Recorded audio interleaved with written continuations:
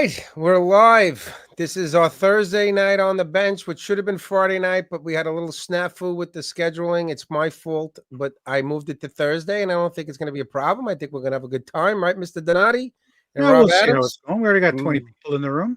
Yeah, it's going to be good, man. It's All going to be a right. nice little show. This is all about like trying to get, a bunch of guys out there showing their work, having some fun, and just talking the hobby, and we'll talk about some of their builds. So what's Fuck going is this? on? Justin's in the chat, but he's not with us. What's Justin going is at his son's football game right now, and he's No probably in the excuses. stands. Yeah, there he is. Justin's over there. And it's kind of nice not having Justin here tonight. I don't know. I hope he doesn't hear that. Don't tell him I said that. All right. Oh, he's probably watching, right? You said he's watching. All right. So we are here. We're gonna have a good time, and we're gonna do. I think we got 7 guys tonight, and you saw the lineup. So what we're gonna do is we're gonna start with our buddy Russ. Russ is gonna come on stage, Russ, and we gotta go to our 4th spot. Hey, there he is. Hey, Russ, how we doing, bud? not bad. How you guys doing? Doing all right. Anybody's listening to the show on here, we got to make sure that it's muted. That way it doesn't come through. So we're going to talk about some of Russ's work here. Right, Frank? What are we going to do here? What are you going to pop up first for me? Oh, pop up first. It showed up, and here we Someone's go. coming through. So someone's got the show behind them right now. I can hear it. So Russ or Rob, do you guys It's not got me this time. My Russ, you phone got the is show off. on behind you? Do you have does anybody got I hear Nope, a little feedback a little bit. nothing's on here. Nope. All right. So Russ, what are we looking at here? So this is this a cool Yeah. little Kuba wagon vignette you got going on? Yeah, that's the that was a new men kit. Oh, that's the men kit. Okay. Nice. Yeah, that came back, and I think there was Def model wheels, Dude, Def Um, makes great wheels, man. Excellent. Yeah.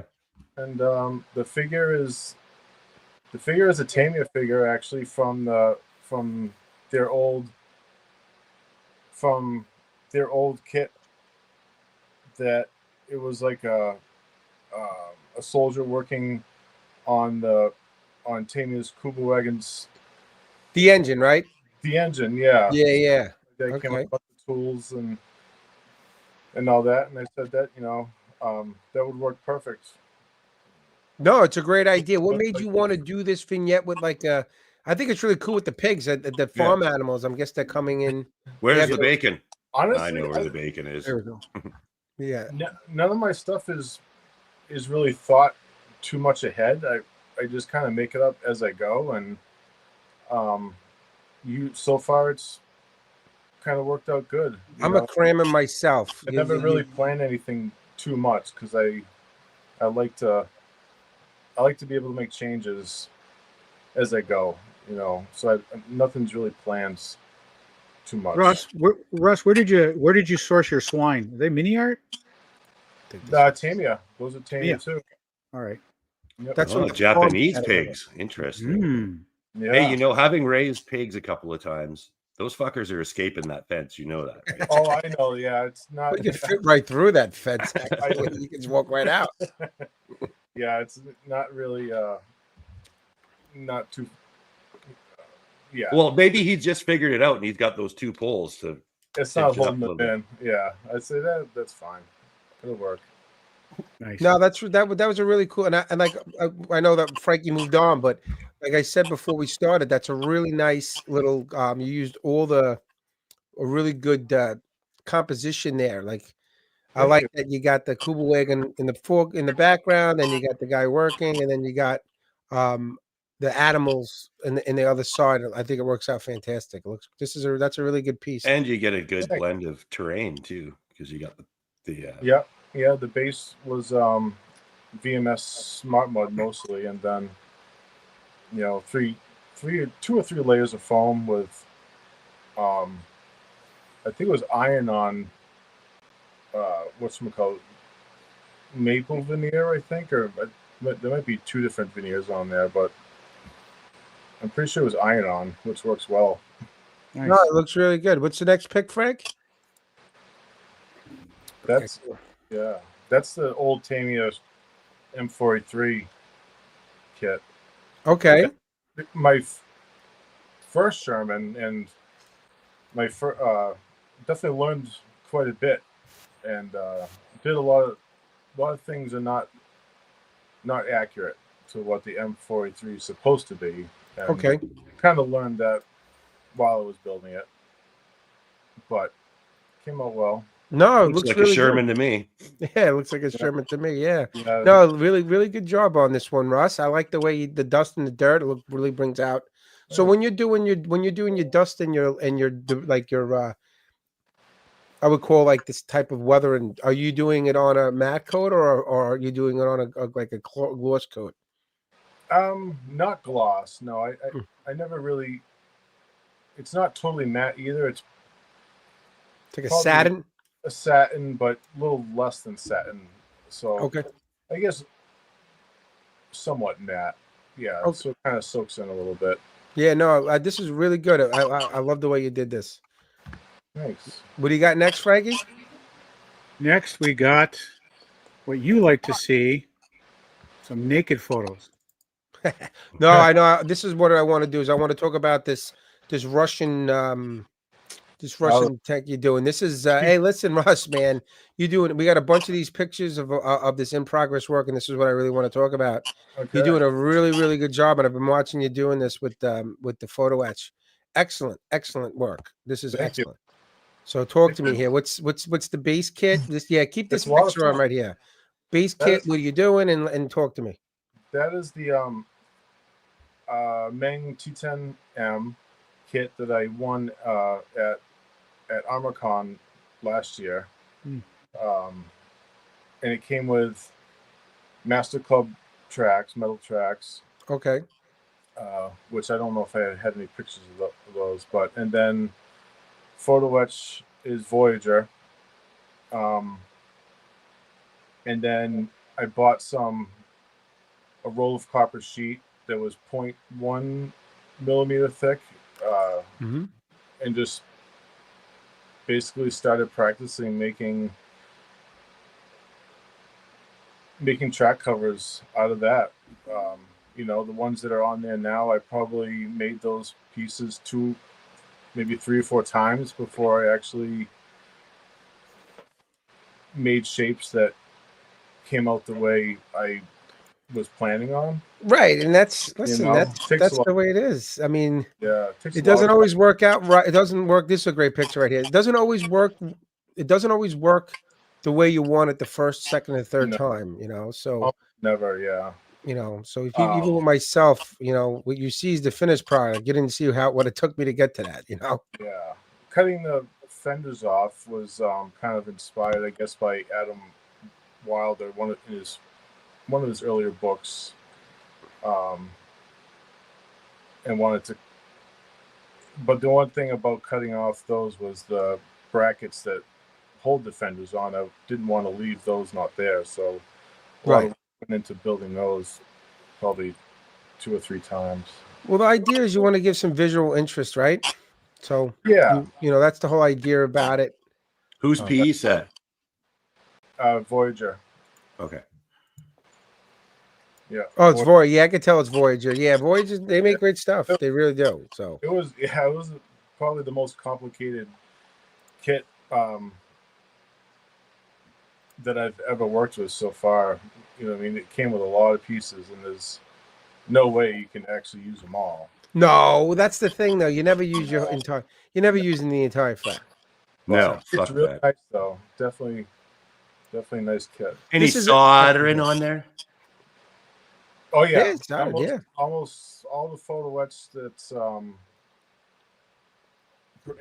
only thing that's not soldered is any pieces that are attached to plastic. Everything else is soldered. Everything that I possibly could, because You got to solder. It's the only doesn't way to hold do that. together. You're never going to get strength without the soldering. You're Yeah. just never going to be able to handle the pieces, and you got to solder it. And listen, what are you doing for the texturing on this? Is that Mr. Surfacer? That's Tamiya putty thinned with extra thin. Okay. Perfect. That's my You like favorite, that too. method? See, I Yeah, like that method too. The only thing that I worry about with like- using the Tamiya putty and the extra thin method is if you need to remove it, it's a little more difficult than it would be if it was straight Mr. Well, Surface that you can It remove. mars the plastic for sure. Right. Exactly. Yeah, true. It is harsh. So, this is great too. This is the turret Yeah. of that, right?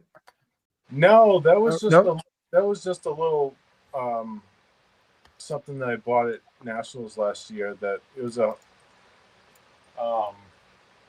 def model kit that I Oh, okay. was like, you know what, that's perfect to basically practice soldering. Yeah. That's why I picked it up, and just That's really good Oh, work, Russ. yeah, Excellent have a work, whole- man. Really nice. Thank you. That better be some strong ass wood, though.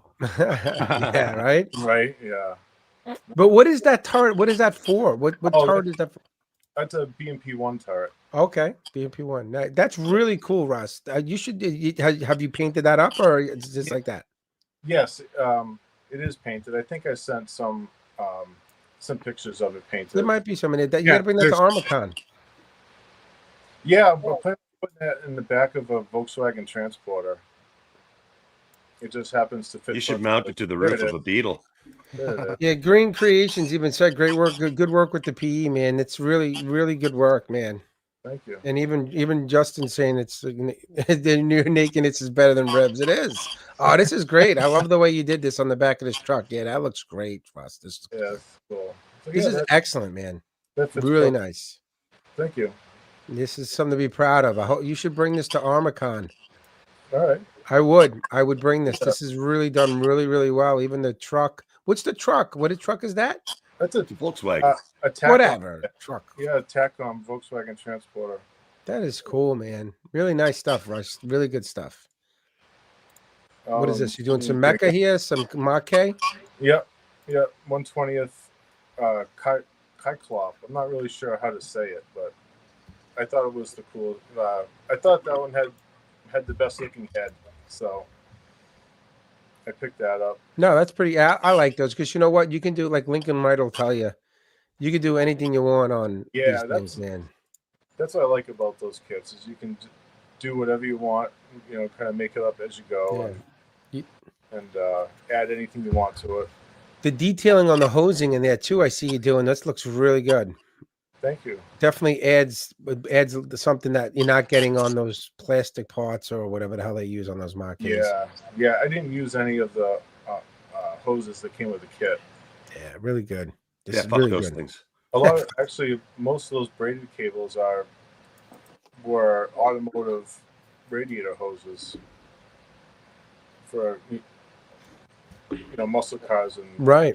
Well, listen, Perfect. that's your model. You're outsourcing those parts. yeah, you can use stuff from all over. Yeah, no, it looks great, Russ. Really nice stuff, man. Really good stuff you got going on here. I mean, I see you most of the nights in the build room, so we do see the work, but Yeah. this is really great to share. Oh, this is your you had this diorama at Amps Nationals, right? That was yes, yep. Those are Nationals. So what's these figures That's here? Talk to me. What'd you do here? Yeah, those are.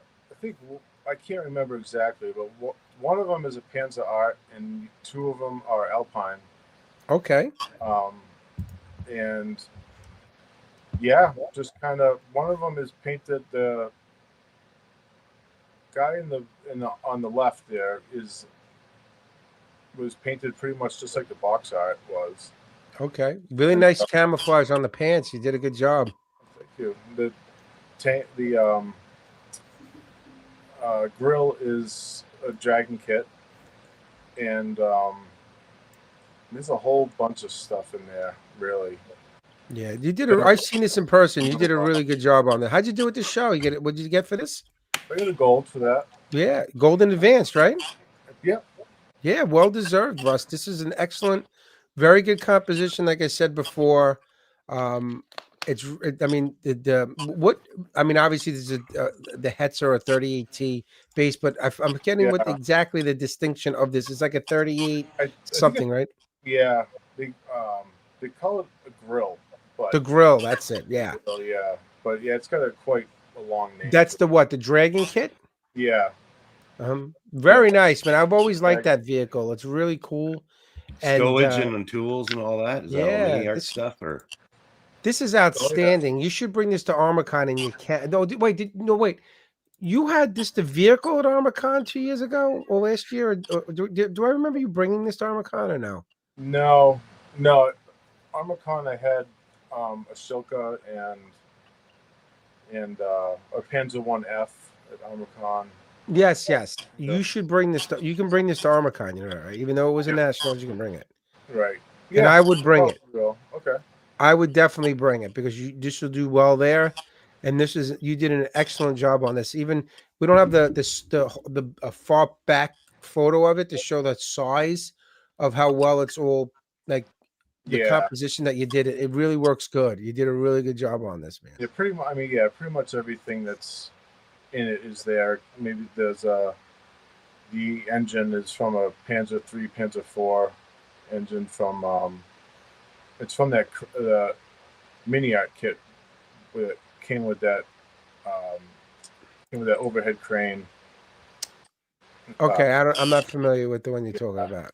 There's quite a bit of value gear in there too. Value gear. We don't talk about that on our show. I'm only kidding. Yeah, right. Dude, Munzel's a good friend. Oh yeah. You can't go wrong with the value gear. Oh, is that what that is with the tools? Is that value gear? That's It's all value gear. Dude, very good, Russ. You do some, I'm glad you're on, here, and you came on first to show the stuff. You do excellent work. Your photo etch stuff is great. I know you're stepping it up, man. And your paint work too, your figures, everything. It's outstanding. Outstanding work. Thank you. You got to keep it up, man. Just keep Oh, yeah. pushing yourself, try new things. But right, Rob, Frankie, Russ did a great job on all that stuff. Not bad. Not bad for you, for a guy from Massachusetts. We don't like those mass. No, I'm not gonna say it. I was gonna say mass. That's okay. I know. Nah, it's all good, Russ. You Yeah, do great stuff. great You got to work. keep going with it, man. I really appreciate Fantastic. you coming on. We're gonna kick you off now, Thanks for having me. and I don't know if I'm gonna put you backstage, but if you want to hang out, you can. If you want to go in the Discord build room with those other crazy maniacs, you can do that too. All right. All right, Russ. Thanks, buddy. Yeah, man. All See right. ya. Next up, we got Alan. All right, Mr. Tackett. Oh no. Hey guys, how's it going? What's going there on, he is. Alan? How you doing? Hey, All right. Alan. Living the dream, man. Living the dream. Nah, living a dream is good. What does Mike Outlaw say? Sometimes that dream can be a nightmare, but Yeah, sometimes. Yeah, no. Well, Alan's great. Alan, you're from Florida, right? Down in Florida. Florida boy, yes, sir. You're wearing your IPMS chapter shirt right there. I see. What's I the am. Polk models I talked to you about on the last podcast. You gave us a nice mug. Well, me. Yeah. You didn't give one to Rob and Frank because they weren't there. Thank God. Well, you got to show up to get the prize, That's Yeah. right. Oh. Thanks, Alan. Next time. I got you, man. You just let me know. I'll get you. You know what? We didn't. I feel bad. We had Russ on. We didn't have him do a little background of himself when he was here. Russ is here with me now. He's backstage, but I forgot to have Russ do his little background because we were too quick to start. But we're gonna have Alan just do a quick little background about himself and what he likes to build, and we'll start throwing the stuff up. Sure. I started building when I was probably in high school. I had a high school teacher hear me say something about I'd gotten a couple models for my birthday or Christmas or something, and he had heard me have an interest in it, and he brought this huge box of 1/72nd scale aircraft. Some of them were started, some of them weren't, and said, "Here you go." And that kind of started me off, and so I've been building off and on all my life, and then I kind of took a hiatus in college, got married, and then my mother-in-law, of all people, heard about me building models, and she bought me the old, I think it was a Monogram SA5 or something like that, the old biplane, Right. and she bought that for me for Christmas, and that's Your started me off. mother-in-law, out of all My mother-in-law, yeah, and that got me started again, got the fire going. So I've been building since. Now, I have to say, I'm just a mediocre modeler, but I model for myself. I've always Right. just built stuff that I like, and I like oddball stuff. Right. Been to Russia a couple of times, and so going Wow. to Russia and seeing vehicles and equipment that kind of got me into a path doing a lot of Russian stuff, and I've been to the Ukraine, and so I built some Ukrainian stuff, which is all Russian anyways. But so I build some armor, I build aircraft, I build sci-fi, a little bit of sci-fi. I'm a casual car guy. Once in a while, I'll throw a car in the mix, but It's not my usual, that's for sure. So that's just kind of that. I joined PAMS, Polk Area Model Society, about 22 years ago. Right. So I've been a long time member, and crazy guys that they are put me in charge of the whole thing. So I've been the president now for Right. 8 years. A lot of work, man. My buddy Jim Belucas is the president of our club. Poor guy wants to be retired, but he can't when you're running a model club. It's a lot of work. It is a lot of work. Not easy. People think it's easy, and it's not. I have a great group of guys that are my officers. We're an IPMS chapter. We also are a nonprofit, and which allows us to do some things that are kind of cool. And I got Ryan and William and Brandon and Brad, just to throw some shout outs. I couldn't do it without those guys. They really do a lot and take a lot of the load off me because I'm not retired, unfortunately. So PAMS keeps me busy. And then we started our PAMS Con, which is our show. That Right. we You do. showed that in Florida, Yep. right? So we've been doing that since I believe 19. So it's been going strong. No, I'm and- glad. I'm glad. Yeah. Yeah. Excellent. So So that's kind of my history. Then Yeah. I got involved with you guys, and somehow your It's name been got downhill dropped. ever it's since. been downhill Yeah, ever it since was guys from totally Florida, you know? destroyed. Totally destroyed Yeah. from that point. Well, you've been great, but that we have a great group of guys that are involved, and Yeah. these live casts are not just meant for guys that that come to our build rooms. I want people who listen to the show or want to come on to just share their work. But hey, whatever we can get, right? So we're having a good time here. Yeah, absolutely. All right, let's start throwing some work up here. So you, like you said, you do it all, Alan. You're doing cars, planes, and here we see a plane. This kind of looks familiar. This plane. What's the name of this plane again? This is an SU-22M fitter. Okay. One of my favorite Russian aircraft. I don't have one on a shelf, and so somewhere along the line, I picked this aircraft up, and as I opened the kit, it is a hunk of plastic. It's just junk. But I don't have another one to replace it yet. I think I'd like to try the Kitty Hawk kit, but I've heard ugly stuff about it. Mhm. This kit from the cockpit back is fairly accurate for the M. From the cockpit forward is, I don't know where they got the reference for it, but it's junk. It's not even close. There's all kinds of inlets that open up for FOD stuff. It's just not. So I've been called out for this before. I did a MiG 27 that I did this with. So I took this hunk of junk plane and I came across a resin cockpit and some photo etch for it. And so I kind of juiced it up. Well, then I came across some photos of the latest Su-22s that Poland used. And they're the last NATO country to use this aircraft, this Russian-built aircraft. Okay. So when the wall fell, a lot of the Su-22s that were in East German service went to Germany as they united, and they got rid of a lot of their Su-22s, and I think Poland picked a bunch of them up. So Poland was using Su-22s in the original Russian camouflage. Well, when they became a NATO country, they changed the colors on the aircraft, and they threw some antennas. So I got some different antennas on there that Okay. you would not normally see. So this is the last variant of the Su-22 that Poland used before they retired it. What is that on the front of the nose? What that is that antennas or is One of them's a pitot tube, which helps with airspeed and that type of thing. The other one is a trim vane. It's a two-part. It's a trim vane and maybe a yawn vane that tells side to side. I can't remember, but a lot of the old Soviet or Cold War stuff had those vanes. They didn't have the instrumentation inside. I put the resin cockpit there. The cockpit's beautiful. I mean, I'm if nothing else, I'm proud of the cockpit. It turned out absolutely gorgeous. So, and then I have a little bit of photo etch, some antennas and stuff on there that are photo etch, and it really turned out okay. It's not the quality which I'm probably capable of building, but I took a lemon and made lemonade out of it. But So. the thing is, listen, Alan, you're having you're having a good time, right? Yeah. Great. I mean, listen, as a modeler, you want to do well and you want to get recognition. You want people to say you're doing great, but you Right. also have to, not every build is going to be the best. That's Sure. the best, I think. Sure. as long as you're enjoying yourself and trying something different. I think I'm reading some of the comments. I think what Mangini said, that there's not all the kits are really rough kits Yeah. out there. There's like you said, fantastic, but poorly represented in the model world. Listen, as long as you're having a good time and you're taking something that's tough and rough into something great, that's all that matters, man. Well, that's a picture of the weapons that I put on it, and the original weapons they weren't accurate at all. So I sourced out of my box, just odds and ends, put some weapon systems on it, and then also the decals.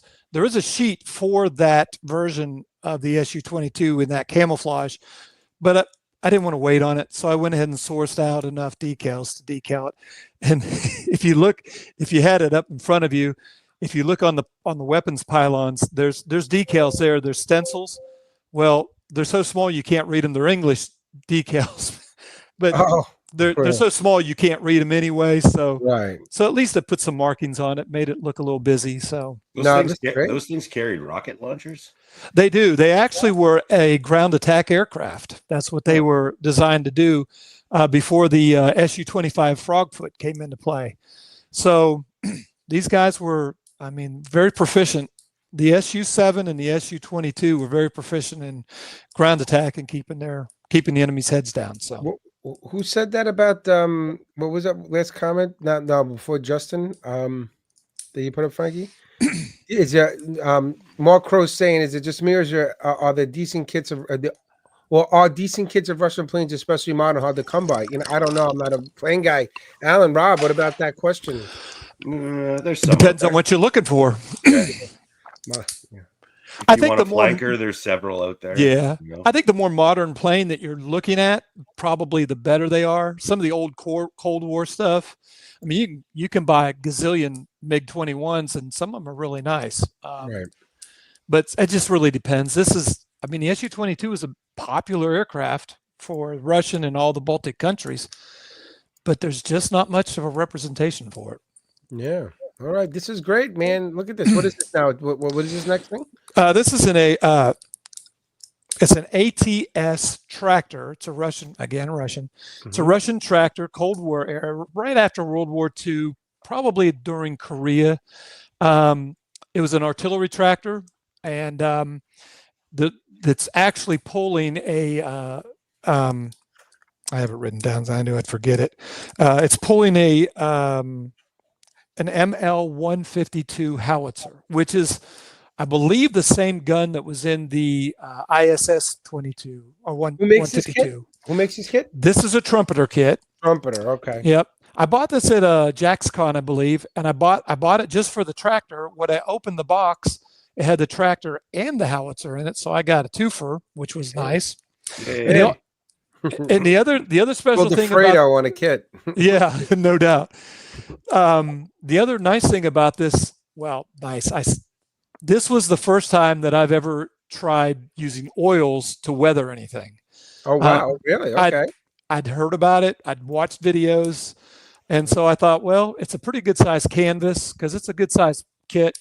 So I actually used oils to weather it, and for the first time, I didn't think it came out too terrible. No, it looks pretty good. Looks good, Alan. And you know what? I know that artillery gun does come as a separate kit from. It does. Yep, yeah. It does. Right. So whoever had it, and it was funny because they started building both kits. They got to the photo etch and they stopped. Oh wow! Okay. So the photo etch must have intimidated them. It didn't intimidate me. I went ahead forward and finished it out. But right. It was a good kit. No. Listen, some of these trumpeter kits, again, they make some of these obscure subjects that other people aren't tackling, and then they're not the easiest models to build sometimes. No, they're not. I mean, you actually did it. You did a damn good job on this. Interesting track, the suspension on those kits. Yeah, yeah. So. I'm not sure what vehicle this was designed from, because at some point, most of the time they're designed from a tank or personnel carrier or something. I'm not really. I don't recognize the bogies in the track. So those bogies would pre-exist World War II. That's like your T-18 type tracks. I did a T-18. It's the teens, so we'd be a mid-30s sort of almost tankette. That's the suspension. Well, there you go. I learned something new. There you go. Really interesting. Really interesting. That's a really cool suspense. That's a cool. I mean, I love those obscure models. I mean, I got to broaden my. What would you say, Rob? I'm very narrow minded, as Toots would say. You're very narrow. Your horizons. I got to start broadening my subject matters. That's You really do. Thanks a lot, Rob. I was hoping you would say, "Nah, Rob, stick what you're doing. You got to come in and really make it No. good now." What are we looking at here, though? This is a tub of parts. You sent us a picture of tub of parts. Thanks a lot. Tub of parts. My vice president, good buddy Ryan, and I were at one of the meetings a couple months ago, and we were talking about resin. I can do resin cockpits and resin bits and pieces, but I've never done a full resin kit. Okay. And it's always been very, very intimidating to me. It's just a model. I don't know why I'm scared of it. But No, it's just a model. it could be tough though, depending on which ones you're building. It can. Well, I had one. I actually have a couple in my stash. He had one that he had bought. So we're talking. I said, well, why don't we do a buddy build? You're scared of it. I'm scared of it. Let's do it together. And we have our own Discord, our club Discord. So we'll get on there once in a while and work together on it. So I picked of all things, I picked a Tank Mania SA8 Gecko. Okay. In Russian, it's a 9K33 ASA. It's an anti-aircraft weapon system. It's a 6-wheeled vehicle. There it is. There, it's an actual. Jesus. It's a fairly large, long This vehicle. is resin. This is all resin. Yeah. Wow, that's a huge resin kit. It is, and then it's actually fairly straight. It's not warped too bad. So I'm happy. That's pretty with that. good. That's not bad. How was the plugs on this thing? Well, if you look at the top, I see that on the one wheel. Frankie, go back. I see a big I see a pour plug on one of the wheels, right? Is that right up top? Yep. I went into those watching who know when back in the 90s and maybe like in the 90s and early 2000s, but if you wanted to build certain subjects, especially World War II, you like especially early like Panzer IIIs and things like that, you had to resort to some resin kits, and they were really, really difficult to put together. And it wasn't the fact that it was just the technology. Like, like the holes were solid. They would be warped. You got to try to unwarp it by, submerging it in water and not damaging it, cleaning all the resin and the pour plugs and trying to salvage the detail on parts. Some parts would be broken off. Yeah. It was really hard, and it was expensive. They were like, it wasn't like it was a $50 kit. Some of these things are like $200, these things. So, yeah, they were not cheap. Not cheap at all. Well, it's kind of funny now because no one wants to do the resin kits because now you can, and actually I think Trumpeter makes this kit in plastic, if I'm not mistaken. Yeah, a lot of this stuff is now in But plastic. I wanted to do something I've never done before. I wanted to kind of push my boundaries, which it is. No. And so yeah, there's some pretty, if you look at the tires, there's some pretty good pour plugs on it. No, but the molding on it is super crisp though. It is. It's very nice. I did this is all inside pieces, like inside the weapons system operators area. And once the top goes on, you're not going to be able to see anything hardly at all. But it's all part of the process. I wanted to paint it. And do it all. Yeah. Why not? It's there. Might as well do it. Yeah. Anything else on here, Frankie? No, that's it. Alan, man, listen, you do always a pleasure. And it was great seeing you at the Nationals. Yeah, it was great to meet you guys. And it was really, listen, you're a fucking tall guy, man. And I'm short. So I was like, I go to Alan, I'm walking around and there's Alan. And I'm like, we were by Squadron. Remember? Yeah. That's what I saw you. We sure were. And I just looked up and I said, Jesus Christ, Alan, what time can I climb you? Well, and I got a belly button hug from Rob Ribbs. So there you go. Pretty much. And I appreciate it was great though. And you are fucking, how old were you? 6'5", right? 6'4". Yeah. What, 6'4"? I'm 5'5.5" on a good day. It depends on the humidity level. Right. So on that day I was a little shorter because it was very humid. It was hot. But no, it was really good meeting you, Alan. I had a great time. You too. You do good stuff, and I appreciate all the support in the group. And thank you for the mug. And I know Tooch and Justin, if they were here, would say the same thing. It's sitting on my workbench, and I appreciate you coming in. And if any of my Canadian friends on here want one, Just- these just- Canucks we got on here, right? Just hit me up and we'll He see is a what we can solicitor, do. Brian. Brian, you are Right on, tall. Alan. Tall. Brian is very Brian Dencloud was very intimidating. He's a tall guy. Very Yeah. tall. All right, Alan. Thank you. I really Thanks, appreciate you guys. Thanks for coming letting me come on. No, I appreciate it. This Appreciate is you guys. This is great. Come on Later. again, please. See you. Who do we got next, Frank? Pat. Who's coming up? Pat is next. Patrick Nyquist. Oh, the Ferrari guy. Yeah, Nice hold to on. meet We the gotta get rid of Ferraris. Alan. We're gonna bring Pat on. There he is. Hello. Hey, Pat. How you doing, buddy? I'm doing good. Yourself? I'm glad you're on. I know Pat has always, will message me on Messenger, asking crazy shit every once in a while, and I appreciate that. But Alan, Patrick, you listen. I said Alan. Alan's gone. Pat, you listen to the show, right? You listen to the podcast. I do. I know do. that Rob Adams is definitely not your favorite person, that's for sure. Probably like your third favorite, right? Yeah. Well, Oh, you're all my favorite, man. So, Pat, give a little background for yourself. I know you're from Oklahoma, right? We talked. You're from Oklahoma. I am from Oklahoma. I grew up in a town called Mustang, Oklahoma. I drove a Camaro. That was a cool thing about living in Mustang is I drove a Camaro. I live in Jones.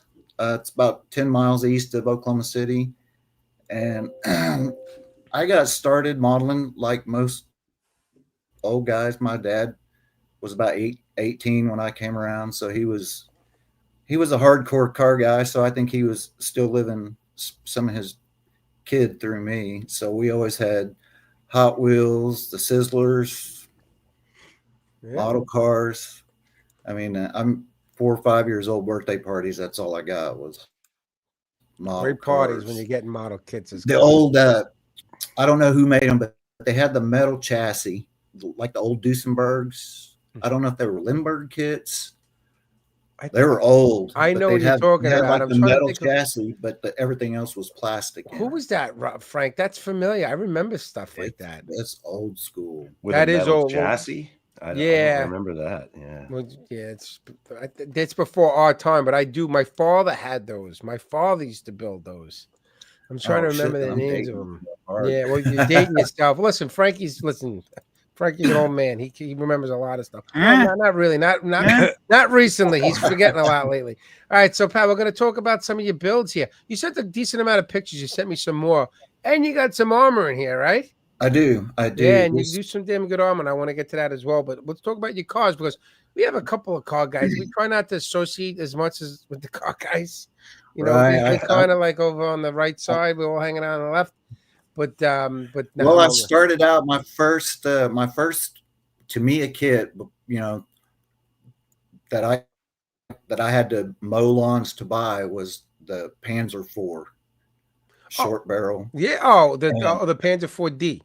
Yeah, and then I think I bought every variant of the Panzer IV, and then I went into motorcycles, and then I went into RC, and that got too expensive, and then Yeah. That and will then get I got into high school and like girls and all that other stuff. But this is the Alpha model F8 Tributo is what they call it, tribute car. It's got a little bit of styling cues from a lot of previous models, but I'm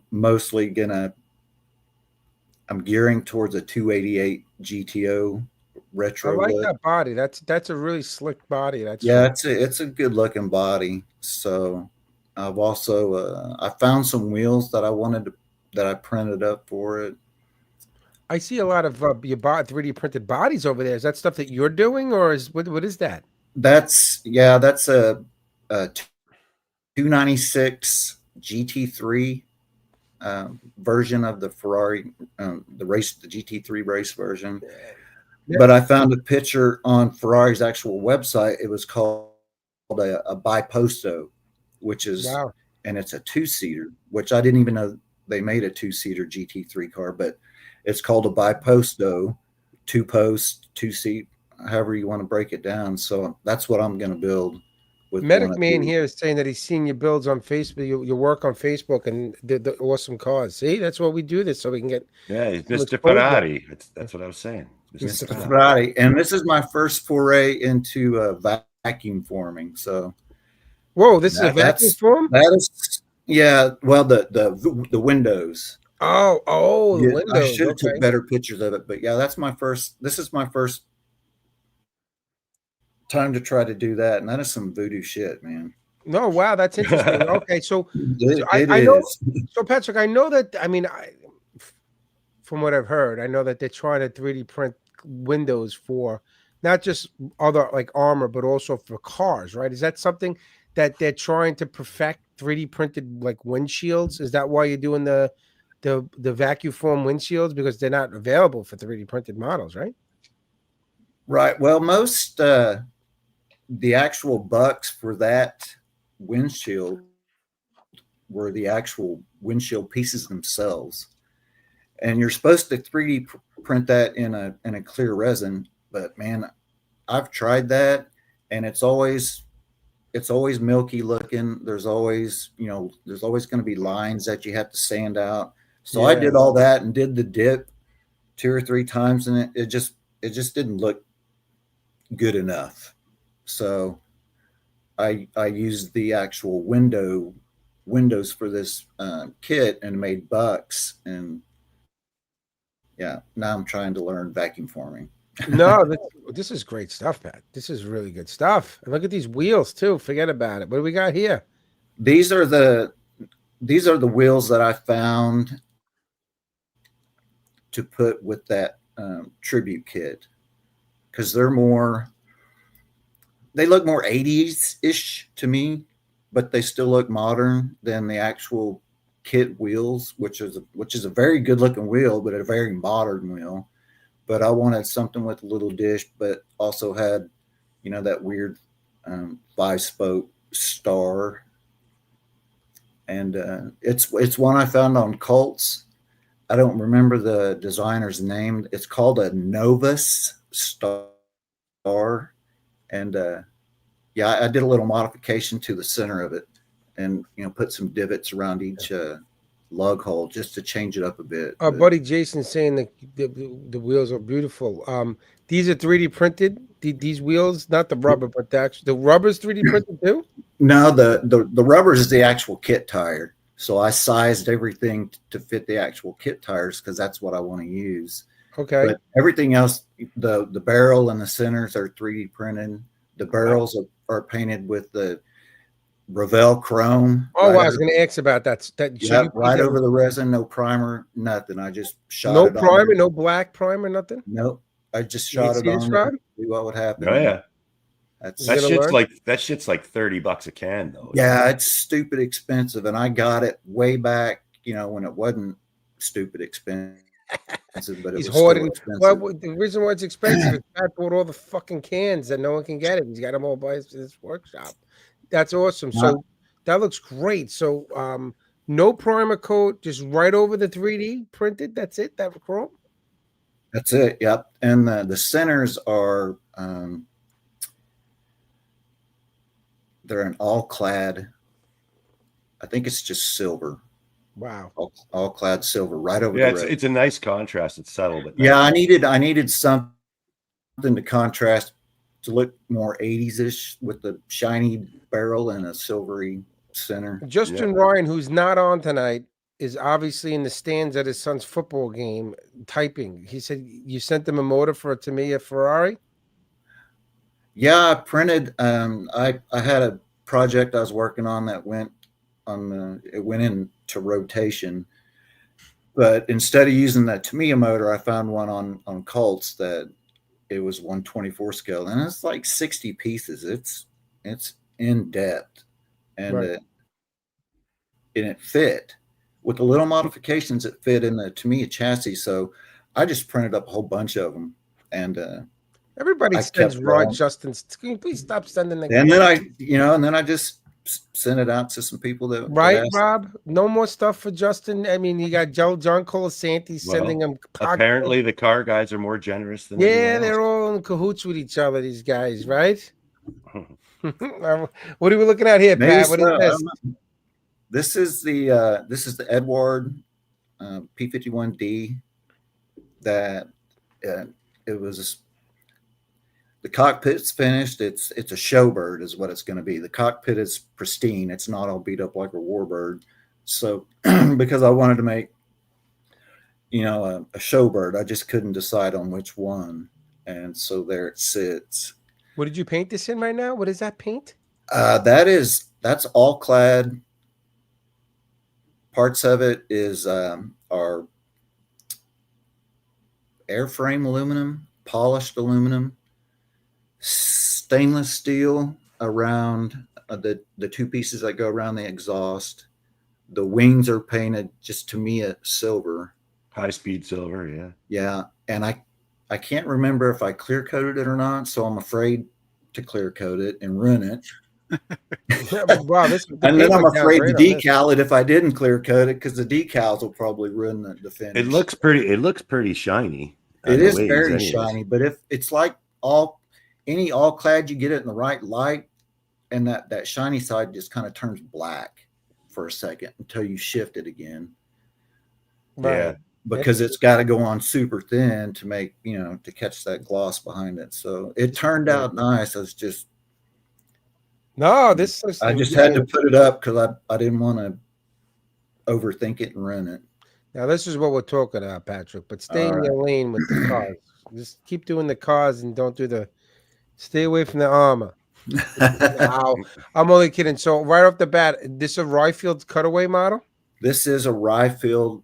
Yes, this is the full detail G2 Yag Panther that I don't know how many hints I would put up on Ryfield's site, because they did a cutaway for every other kit, except that one. And I was like, well, if you guys aren't going to do it, I'm going to do it.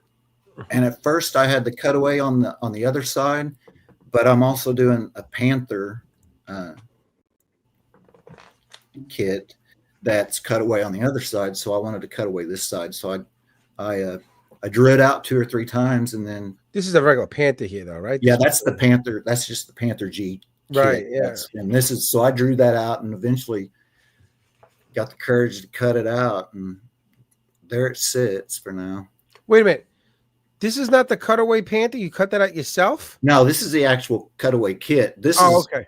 Yeah, this is the actual way the kit was. I based a lot of the front and the way it was cut away off of that, but on the side, I just kind of had to go with what kind of looked cool. And this is great. I've always wanted to do one of those, and this is inspiring, Pat. I'll tell you that right now. It's very inspiring.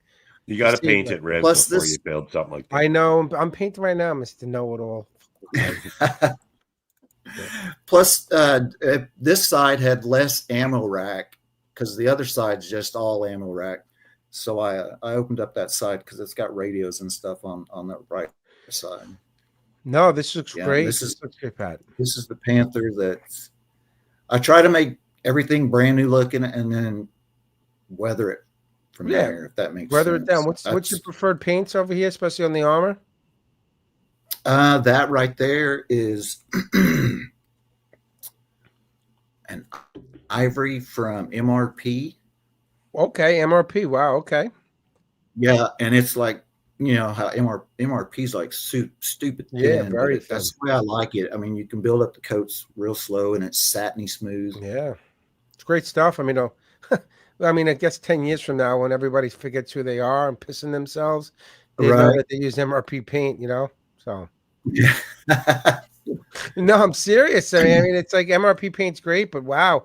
I mean, if you want to, like, you know, take your enamel off of your teeth, just like sit over a pot of MRP. Oh yeah, for sure. Melt it away. Your boots better work good.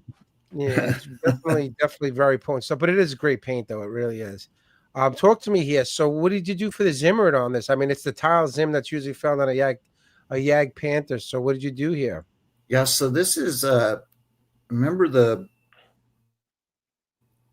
48 scale thing they did on Model Insanity, or maybe it was it might have been the Posse. That was the Posse. The 48. Okay, so this was the 48 group build. Yeah, so this was for that, and this was my getaway from the actual 35th scale because I was overthinking that when I was like, well, this doesn't have interior, and I can. But then I started doing all the photo etch, and this is where I got back into soldering.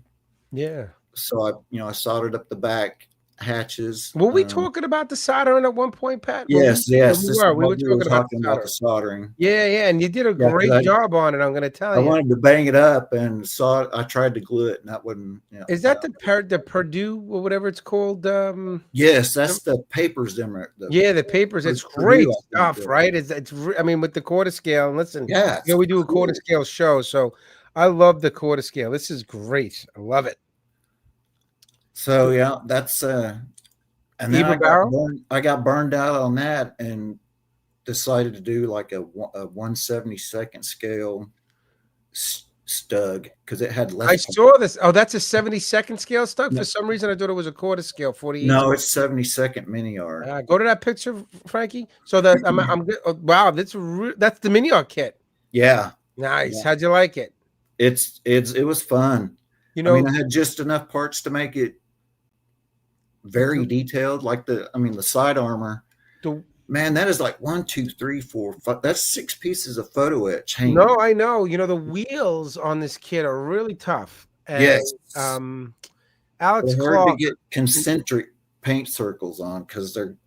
I mean, you've probably seen Alex Clark did an amazing mini art one. I built one for an article for Military Modelcraft probably about maybe almost a year ago. That's why I bought that one, because you were doing that article. I was like, oh, I got to get one. Yeah, I did. I built it. It worked out really good. I appreciate that, Pat. And after I built the model, I wound up getting, believe it or not, everybody talks about like what 3D printing can do and how small and how accurate it could be. And a company named Mike Resin had done open guide horn, fully workable tracks for the 72nd scale, like Panzer 3-4 tracks. And I actually did an article on those, and they're fucking amazing, man. And it's amazing what they can do with these workable tracks, even in this scale with little pins that they went in there. Oh, I highly recommend Mike Resin tracks if anybody does 72nd scale armor. Even 48, this stuff is amazing. And listen, Pat, that's fucking great work right there. Because I know how hard that model is, and I know how much work it took to make it look even somewhat decent. You did a bang up job on that kit. I appreciate that. That looks. Now put that back up a minute. If you didn't tell me that was 72nd scale, if you didn't, Rob, if I said, if you looked at that right now and didn't know, would you think that was 72nd? No, I wouldn't. I would think that's 35th, maybe 48th, not 72nd, and that's big, man. That looks great. Well, I mean, mini art, they kind of go overboard, even with their little stuff, but it's freaking mini art. It was a thing to put together, but yeah, I liked the way it turned out. That was my first, that's my first that's a Dunkelgelb experiment too. So, well, Mini Art just announced, Mini Art just said they got 5 different Stu 42s in 72nd coming out. So this is why Mini Art, God bless them. The models will drive you to fucking want to, drive into a wall. But you thank them for actually using their molds and doing something with them. Yeah, Patrick, listen, this was great shit, man. Listen, I appreciate you coming on. Really great work, really. And you got to get to a build room one night, man. Come on, get in the build room. It's been fun, and we got a lot going on, man. We got the turkey shoot coming in next month. Not next month, Christ, it's only August. Soon, Thanksgiving, we're gonna be doing like a turkey shoot. We might do some other things, and like I said, we got other things that I'm gonna talk about at the end of the live cast right here. So, but definitely got to get into a build room, and you do some really good work. And a lot of people in the chat have been commenting on your work, and it's really inspiring. Cool. Well, I appreciate it. I appreciate you coming on here and showing your work. It's excellent. I see Rob is. Listen, you're like a Rob Adams in a lot of ways. Not, you're a nice guy compared to Rob, but, when it comes to the way you move around, like you're doing cars, you're doing armor, right, Frankie, doing planes. Yep. I appreciate that. I wish. I've got a rotation. If I think I'm getting sloppy or catch myself getting sloppy, I'll hyper obsess over something else and not that anymore until I need to come back. Listen, I think I respect that. I respect that you're just a well-rounded modeler when you're capable of doing every part of it well. Well, I appreciate it. And I appreciate it. I Hey, really do. So I learned from the best too. So you yeah, know. that Frankie Donati, I learned from him as well. You know, What are you gonna do? Pat, thanks for coming on. We really appreciate it. Hey, thanks for having me. Thanks, Yeah, guys. man. Thanks, Pat. All right, who do we You got guys next? take care, buddy. Who do we Lee. got next, Frankie? Lee, Mr. Lee Fogel. I'm gonna throw you backstage, Pat. All right. the nicest guy at Amps this The year. nicest guy in that one of the night. You know what? There's a Steve Yeah, he Munzel, was there's all an right. Adam Jackson, and then you got a Lee Fogel. Hey All guys, nice guys. I appreciate it. I felt bad when we were sitting at the bar at Amps Nationals and I was cursing and yelling at the waitress, and there was poor Lee. I can see him getting all nervous when I'm starting. We were getting crazy at the bar, right, Rob? I just wanted to make sure I got my food before you really pissed her off. Yeah, Yeah, I yeah. figured they were That's definitely. important. I thought they were definitely like doing like the waiting from movie. They were definitely pissing in our food. in the Right. back. Hey, Yes. real quick, I wanted to say that Patrick went in front ahead of me. I wanted to just tell him thank you. I was one of he was kind enough to send me one of those motors that he was talking about. And they are awesome, and the work was really nice. And so since he was went ahead of me, I just wanted to thank him again for sending that. Well, actually, I'm looking at the screen below. People who can't see. I think Pat went to take a piss or something because he's not in his chair anymore. But I'll tell him. I'm sure he'll watch this. He'll see it at least. So Yeah. Mr. Lee Fogel, listen, you're a good friend. You know, I know you listen to the show, and you Yep. are. You know, you wear an Insanity shirt. You were actually on. You were on the podcast because you had a nice little segment with the guys at the Live from Amps. Yeah, that was or awesome. something. That was really awesome to Yeah, sit and I in. appreciate you doing it. So thank you. Yeah, no, that was Yeah. great. And listen, I got a great response those live shows from Yeah. Amps. Like people really seem to enjoy them. Maybe Yep. because I wasn't on most of them, right, Frank? I think people Yeah, get sick I- of my I Pretty voice. much, would yeah. say- That's why we did a good You were job. just in the background barking orders. Yeah. So Lee, like any superhero, what's your origin story, man? All right. Well, right now I live in Kentucky, but I was born and raised in Alaska. And so modeling up there, it really hobbies in general up there are really important just because, you know, you've got the extremes in the weather in the summertime and in the wintertime. And, you know, some people just go, well, you just need to get out and, you know, that's why you get a snow machine or you go cross country skiing. But you don't do that kind of stuff at 20 below, you know? So finding something to do, I just grew up when my family with a lot of crafting stuff. And so I was doing models at, 4, 5 years old. I was just, my parents really encouraged that. My dad would kind of play around with them a little bit here or there, but I just kind of ran with it. And I've basically been building on and off for pretty much mostly on, but of course, like everyone in high school, you know, girls and cars show up. But otherwise, it was a little bit different because I only had 2 hobby stores that I could go to for the longest time, or you had to get kits at like the local 5 and dime kind of thing. Right. And so that was mostly like Monogram and Revell. There was one shop that was in my city that had a lot of 72nd scale and they had a lot of frog kits. And so as a kid and well into my 20s, I always had a real affinity for that whole line. So I really grew up with those. So that was really my background. Mainly started with cars and aircraft. Didn't get into armor much until I was in my 20s and started kind of plunking around a little bit with it there. But mainly I do armor and aircraft. I still build cars from time to time. And I have a small stack of ship models that every time I think I want to pull one out, I start getting visions of when I've seen people that really know what they're doing with ship models. And I go, no, I think I'll put that back and build it in another life. So, You're yeah. never going to get good at it unless you do it, though. Right. Well, yeah, and that's the thing. You just have to kind of jump off of that, you know, off of that cliff. And man, I tow it a lot because I really have got a couple I really want to do, but I just need to get my act together and just actually do it instead of sitting there daydreaming. Yep. Yeah, excellently. So let's throw some work up, Frankie. What do we got? Frank is watching Pornhub again, I think. Is he there? No, I'm broadcasting. Don't just ignore me. He's watching the hub. No, I got foot fetish people cameraing me right now. Adam's paying for it. All right, Lee. What do we got here? Look at this, Lee doing planes. This is the old Hasegawa 48th scale BF 109 F4. This one's I put an Ares. You can't see it because, of course, the canopy's masked still, but I put an Ares cockpit in it. And I used flow quill paints for everything except the white. The flat white is Tester's flat white. I haven't found a flat white I like better than good old fashioned Tester's flat white. So I will, when I need it, that's my go-to for that. Lee, I got to say one thing though. Go back to that last picture, Frankie. You think you got enough kits in the You got back enough there? dragon, like, everybody's. I know there's been a shortage on dragon model figures, and I wonder why. Lee bought the whole lot somewhere. Look at that. He's got like triples, quadruples of like certain figure sets that people have been looking for Well, years. It's at Lee where he's Fogel's sitting. house. When he first showed up one time in the Discord, we had to ask him if that was dragon wallpaper he had behind him. That is a lot of fucking figures, Lee. Christ. I right?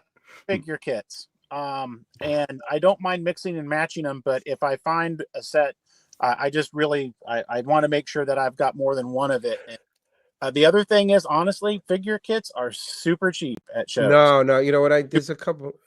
My friend Dan Capuano, believe it or not, was people in the chat or anybody who knows Dan. He does those amazing. He hasn't really done anything in years, but when he was making his awesome dioramas, like 50, 60 people, he swore by dragon figures. He would just replace the heads with like hornet heads, but he lived and swore by dragon figures. He loved them. So listen, they're great. So that was the BF 109. And then moving on, Adam Jackson, the nicest guy out there. Adam.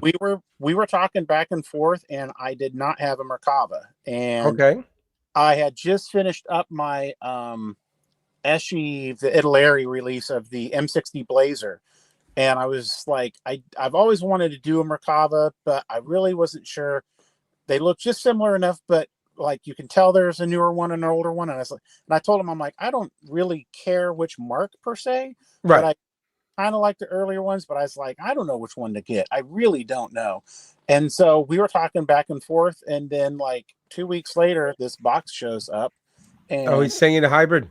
Yeah, it's the hybrid. And he's like, it's a great kit. That turret, I wish you had the turret on the top of the turret showing on top, because in my opinion, that top, and I'm not, me, Rob, Lee, you listen to the podcast. I've gone after Takom for their Blitz kits on a few shows, but I will say that Takom Mark 1 hybrid, the turret, is a marvel in engineering. And I always use that as an example for Takom, where they can mold something like that amazing with like all the intricacies in a turret of a Merkava in one mold, and then do the shit they do with their Blitz kits where nothing fits. Yep. If you put up a picture of me real quick on the live feed, I've actually got the top of it, so people. Yeah, hold on, shoulder. Yeah, look at that. You can put Lee full, I think, Frank. Ah, it's me. Oh, Jesus! Don't scare me like that. Jeez.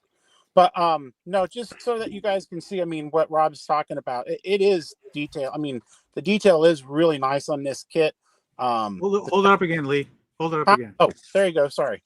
So I mean, look. I mean, even like the antenna. Look, it's an amazing mold. It's like the hatches, right, Rob Adams, like the hats detail and all this stuff is amazing on that topic. It is. They the border models one is even nicer. Really? Oh yeah, it's way nicer than that. When I paint this one to weathering it and stuff, because it really it just begs for it. It's just going to really look fantastic. You get your paint work right with it for sure. But it's a nice kit. I'm still in the process of building it. It's gone together well so far. It has link and length tracks, and they fit together really nice. They come with the little thing to build them around. So far, so good. I've really liked it. I mean, it was really nice of Adam to send it to me. I do have Meng's newer, more modern IDF tank crew that I'm going to put with it. And basically have them just in repose, kind of taking a break from what they're doing, kind of thing. But it's a nice kit. I so far it's just fit beautifully, and I can't recommend it enough. If you want to build one, you are not going to be disappointed with this kit. I can promise you. Wait till you Yeah, get to the machine gun. I do like their track jigs. That's one thing they do right, because it's easy to screw up with and they don't give you any extra tracks. So no. buyer beware. Get it right, because if Yep. you're short, that's on you. Yep. Nope. I Then you hide it. Then you hide it in the I've skirt. got them done and they fit great. I mean, right around the jig. So I've got it set when I finally get the wheels on there that they'll just fit perfect. So That's awesome. Rob I says see- hide it because I was short on an M48 and I replaced the missing link with a KV2 track link. And then I made it dirty. That'll- Well, you're screwed. You're screwed if the tank doesn't have side skirts, but these Yeah. ones do. So Yeah. something goes awry with the tracks. Dude, Rick Decided Waller to just stop. jumped in. So what's going on, Rick? Thanks for joining up. I see Cliff Herring is here too. Cliff, stop breaking my balls, please. I got enough problems. This is, this is the last one we got a series of pictures on, Lee. Yeah. Okay, Look yeah, at- this is the AFV Club Scorpion in 35th scale. I got this one lightly started. He had basically glued some of the main wheels together, and that was about all that the previous builder had done. I did hunt down the Edward photo etch set for it, which is really strange. It's right around that era of like 1998 to 2001, 2002, where to me, some of their photo etch sets, there's stuff in there that just doesn't make any sense. I don't know how else to really explain it. Like they only give you one set of engine grills. So Okay. I had some Dragon engine grill stuff that I could use to make for the other set. They only give you the ones at the very front of the tank. The ones off to the side, there's nothing there at all. So that's actually old Dragon TriMaster, Tri-Grill, whatever the hell they used to call that stuff. I cut that out and put those on there. And overall, the PE doesn't fit bad, but it's like the baskets were really weird. I was having a hard time finding any pictures of Spanish Scorpions with the baskets, but I thought they were really cool, and I'm still going to add more gear around them. Right. So I put on two of them, but like the one that would be on the side that you're looking at right here, it doesn't fit. I mean, you can put it on, but all of the gear is in the way of it fitting. It's just that weird era where Edward was kind of like, yeah, just put this in there and they'll make it work. Right. No, it doesn't actually work. Lee, you read MMI, right? Military Modelcraft? Yep. I think because we talk about it. Dave Grummett had done one when he came out of retirement. He actually had a Scorpion. I forget what issue it was, Mhm. where he did a great job on the build and the paint job. I don't know if that was a good model to use as a reference trying to build it, because he did a pretty damn good I'll job have on the build. I'm trying to look that up. You gotta I forget what issue it was. It was a few Okay. months back, maybe like 5 or 6 months back. Okay. You got to take a look. I don't know exactly when Rick did it. With Overall, when, it's a nice kit. It fits. Dave did it, so I don't know. So I definitely recommend it. It goes together pretty quickly. It fits together nice. I like AFV Club. They're actually yeah, they're good. they're probably my favorite armor kit. Yeah, they're great. A lot of parts though. Yeah, a lot of parts, not Right. like mini art crazy, Right. but, Not many yeah. are crazy, but there's a lot of parts. but though, yeah, there's always something in one of those kits that you go, you guys did this, kind of thing. Well, they're another company that take chances, right? I mean, they do a lot of obscure things, a lot of Commonwealth and things like that A too. lot of Vietnam, Korea stuff. Vietnam, that others right. aren't doing. Yeah. Right. So a lot of things that other manufacturers don't touch, a company like AV Modeler will do that. Like Yeah. they have some mainstream, like it was kind of odd when maybe like 20 years ago when they started doing some Tiger ones and things like that. And their gimmick was they had like workable suspensions and things like that, which I never understood in a static model. Like the barrel had a spring in it, that kind of stuff. Yeah. Right. Yeah. I mean, listen, don't get me wrong. The AFV Club 148 scale Tiger ones, even though I think they might be Reebok Skybow box kits, were really good too. So Yeah. So I have listen, Lee, you do great stuff, man. We Oh, love you. Thank you You're- very much and for we're- having me on. I really appreciate it. And I guys. appreciate you coming around again. I know sometimes you take a break, sometimes you're back. I gotta keep up with you sometimes. But I was like, at least he's on sabbatical again from Facebook. Sometimes I gotta maybe get your personal phone number to reach out to you to make sure you're doing okay, Well, thanks. Yeah, no, shoot me a message or something anytime. But yeah, no, it's all good. And I mean, I really appreciate it. And you guys keep up great work on the Insanity. Yeah, we're having a good time, man. It's all about having fun, man. If you're not having fun, what do I say, Lee? If you're not having fun every time you're at the bench or me behind the mic and having a good time, what are we doing this for? You're doing it for all the wrong reasons then. Right. Exactly. So Right. agree. So yeah, Yeah. no, it's awesome, and it's really great to have me on. And thanks, guys, and keep up the good work. No, we appreciate Thanks you for coming coming, on, Lee. Lee. We Yeah, really thanks, do. man. This was Thanks great. for sharing your work, man. We appreciate And it. thanks for wearing the shirt, Lee. You look good. Excellent. You're hired. All right. You definitely look better than some of the other guys around here that wear those shirts. No offense, Rob. All right. Yeah, thanks. Who's next, Frank? Thanks, Lee. Thank Smooth you. as butter. Oh, Nick Butt is on, huh? Oh my God. Just when I thought I was out. And then his cat's breaking my balls. I'm not sitting on a phone book, cat. I lowered his camera. No, I actually didn't. I'm actually sitting a little more upright right now. Thank you for asking. I appreciate it, cat. Because you got two phone books instead of one. Yeah, well, no, I'm using I'm sitting on like one of Mig's fact books right now because they're pretty bit thick, so I'm sitting on a fact book. All right, so Mr. Butter, What's up, Rob? come around. I know Nick a long time. Nick's a good friend.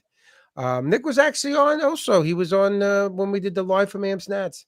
So Nick was he was the guy we broke in, right, Frankie? He was like our test subject to break in the mics. I'm like, Nick was walking around. He looked like an old man lost looking for the bathroom. I'm like, hey, Nick, you all right? He was the least offensive person we could select. He's like, I'm all right. I go, you sure? Because you look like an old man who's lost on a street corner, can't find his way he can't find where he lives. I'm like, sit down. We're gonna talk to you for a while. Mr. Butter, talk to me. We're going to just give a little background to yourself first. Let people know who you are, what you do, and then we'll talk about the build that you sent over, all right? Yeah, so I'm from upstate New York, about 100 miles north of the city, 2 hours north of Riv's house. I do a lot of 135th German armor, World War II, and 135th modern U.S. armor. Yeah. There's nothing wrong with doing some German armor. I'll tell you No. that right now, right? It's fun stuff. A lot of good stuff. Yeah, I like doing it. Yeah. Don't be nervous, Nick. I want you to come I'm on. not With your nervous. friends. Make I believe no know. one's watching right now. There's no one important. I'm not watching. worried about it. Nah, you're I'm doing good. good. All right. No, so you do like to do German armor. You dabble. You do US stuff though too. Yeah, I do a lot of U.S. modern armor. US I modern do armor. a lot of Abrams. Yes, you do a lot of Abrams stuff. Yeah. So, all right, let's talk about what you're working on. I know you're working on the Royfield kit, right? Yeah, the upgraded version. Yeah. Did they do an upgraded barrel too? Did Royfield do? Yeah, it came with the metal barrel, but I bought the metal barrel too. Oh, okay. So, they sold that separately as well. I didn't realize Yeah. that. Oh, you didn't realize that it came with the set and you bought one? Yep. Well, you have a second one then. That's okay. You'll always find a Yeah. use for it, I think. You'll do another one eventually. Don't Yeah, worry. oh, yeah, I'm sure. Yeah, they come out with the full interior one. Oh, look at Cliff Herring. This is a real jerk. I put up his thing. I thought he was saying something nice about Nick, and he's breaking my balls. Nothing wrong with German armor as long as you paint it. Thanks, Cliff. Christ, who needs friends when I got this guy around? For God's sake. All right, Don't worry, talk to me. I paint my Yes. stuff. So listen. I built this kit, and it's a really good kit, though. It's they did a good job. There's some accuracy issues with it, right? I think. Yeah, but I right. had no issue with mine. Mine went together beautifully. Right. It's a great kit, man. It was really relaxing to build, Yeah, So what we got here? What are you doing? the suspension. I know I you're doing just- suspension. Talk to me. Oh, I put the wheels on. I was taking pictures of it while being built. No, I understand, but we're talking about the build. So people who might want to build the Royfield model God. kit, well, like give them a little heads up. Like any problems with the build? I mean, the wheels. No issues. I actually added the metal tracks. Okay, Well, so I have them. these tracks are for whose? Chang Hang's model, some Chinese company. Oh, the Chinese company. They make great metal tracks. I know Yeah. exactly the company you're talking about. I remember when they first came out, my buddy Jim Gould had bought a set. And he was like, these tracks are amazing. Yeah. So how'd you find they're really easy to put together, right? Yeah, they come with the pin. You just slide the pin in, they hold together. Right.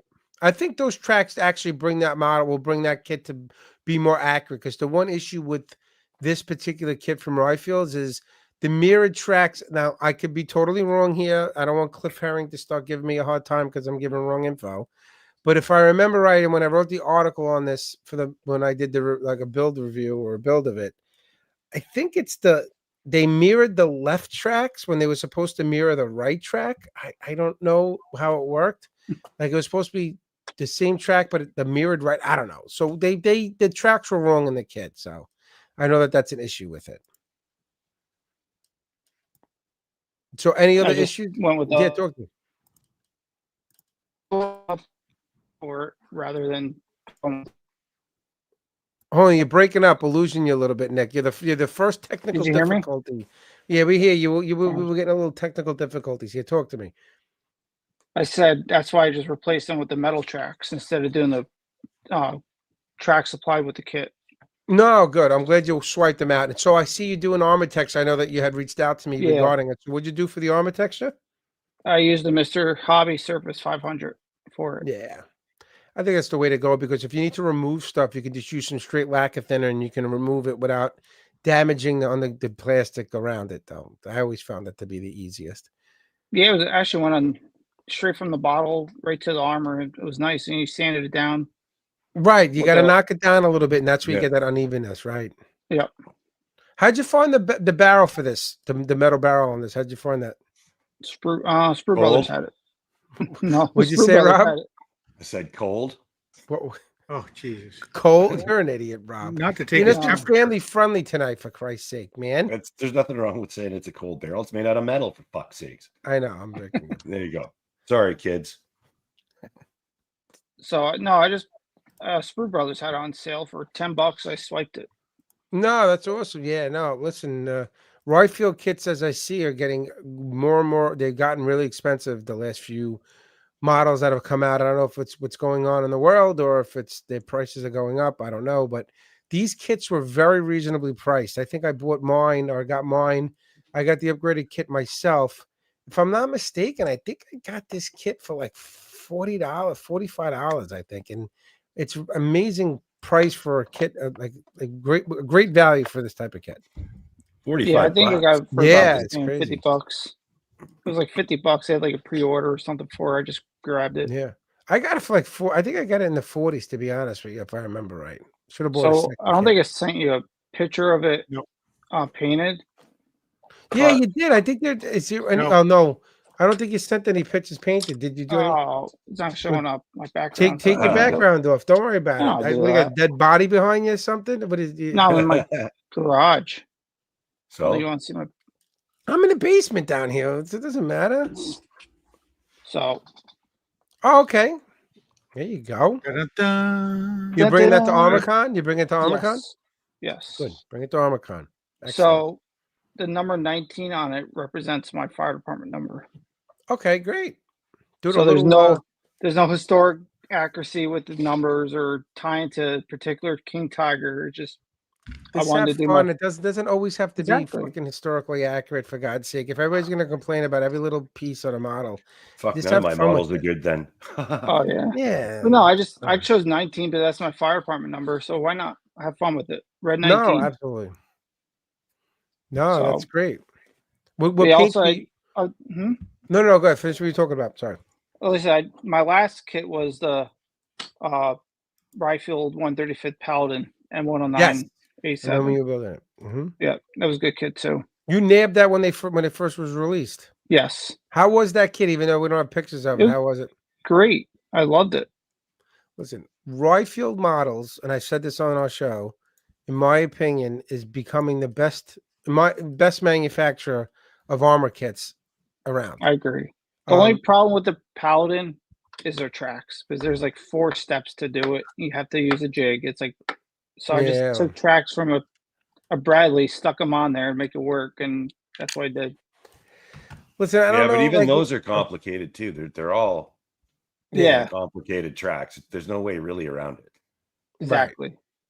right. They're all complicated, and you know you're not getting around the tracks. I mean, No. you want to do armor, you got to deal with tracks. And now in the advent of 3D printing, it's so easily accessible. We were just talking about the other night. I was like, holy shit, man. I got like 100 sets of model casting tracks from back in the day that I was hoarding because I was always afraid we wouldn't be able to get shipments from Japan. I would always order model casting tracks and I would get model casting tracks. And it was at a time when money, like, hey, just fuck it. I'll spend $300 on tracks that I'm never going to use.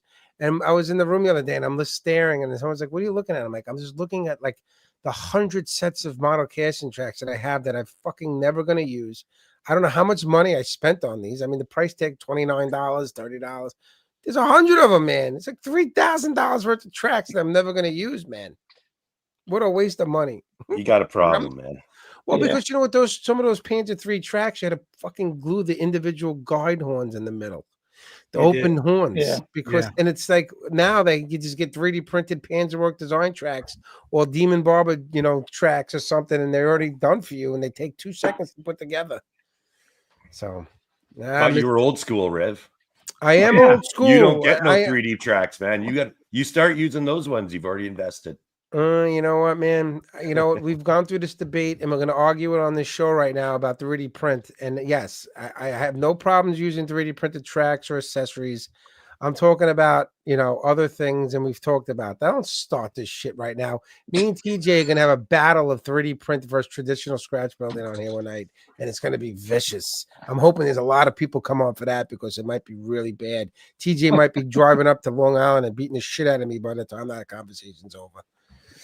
All right, Mr. Butter. I know that's all the pictures you sent for us, and we appreciate you coming on the show and hanging out. Thanks for having me.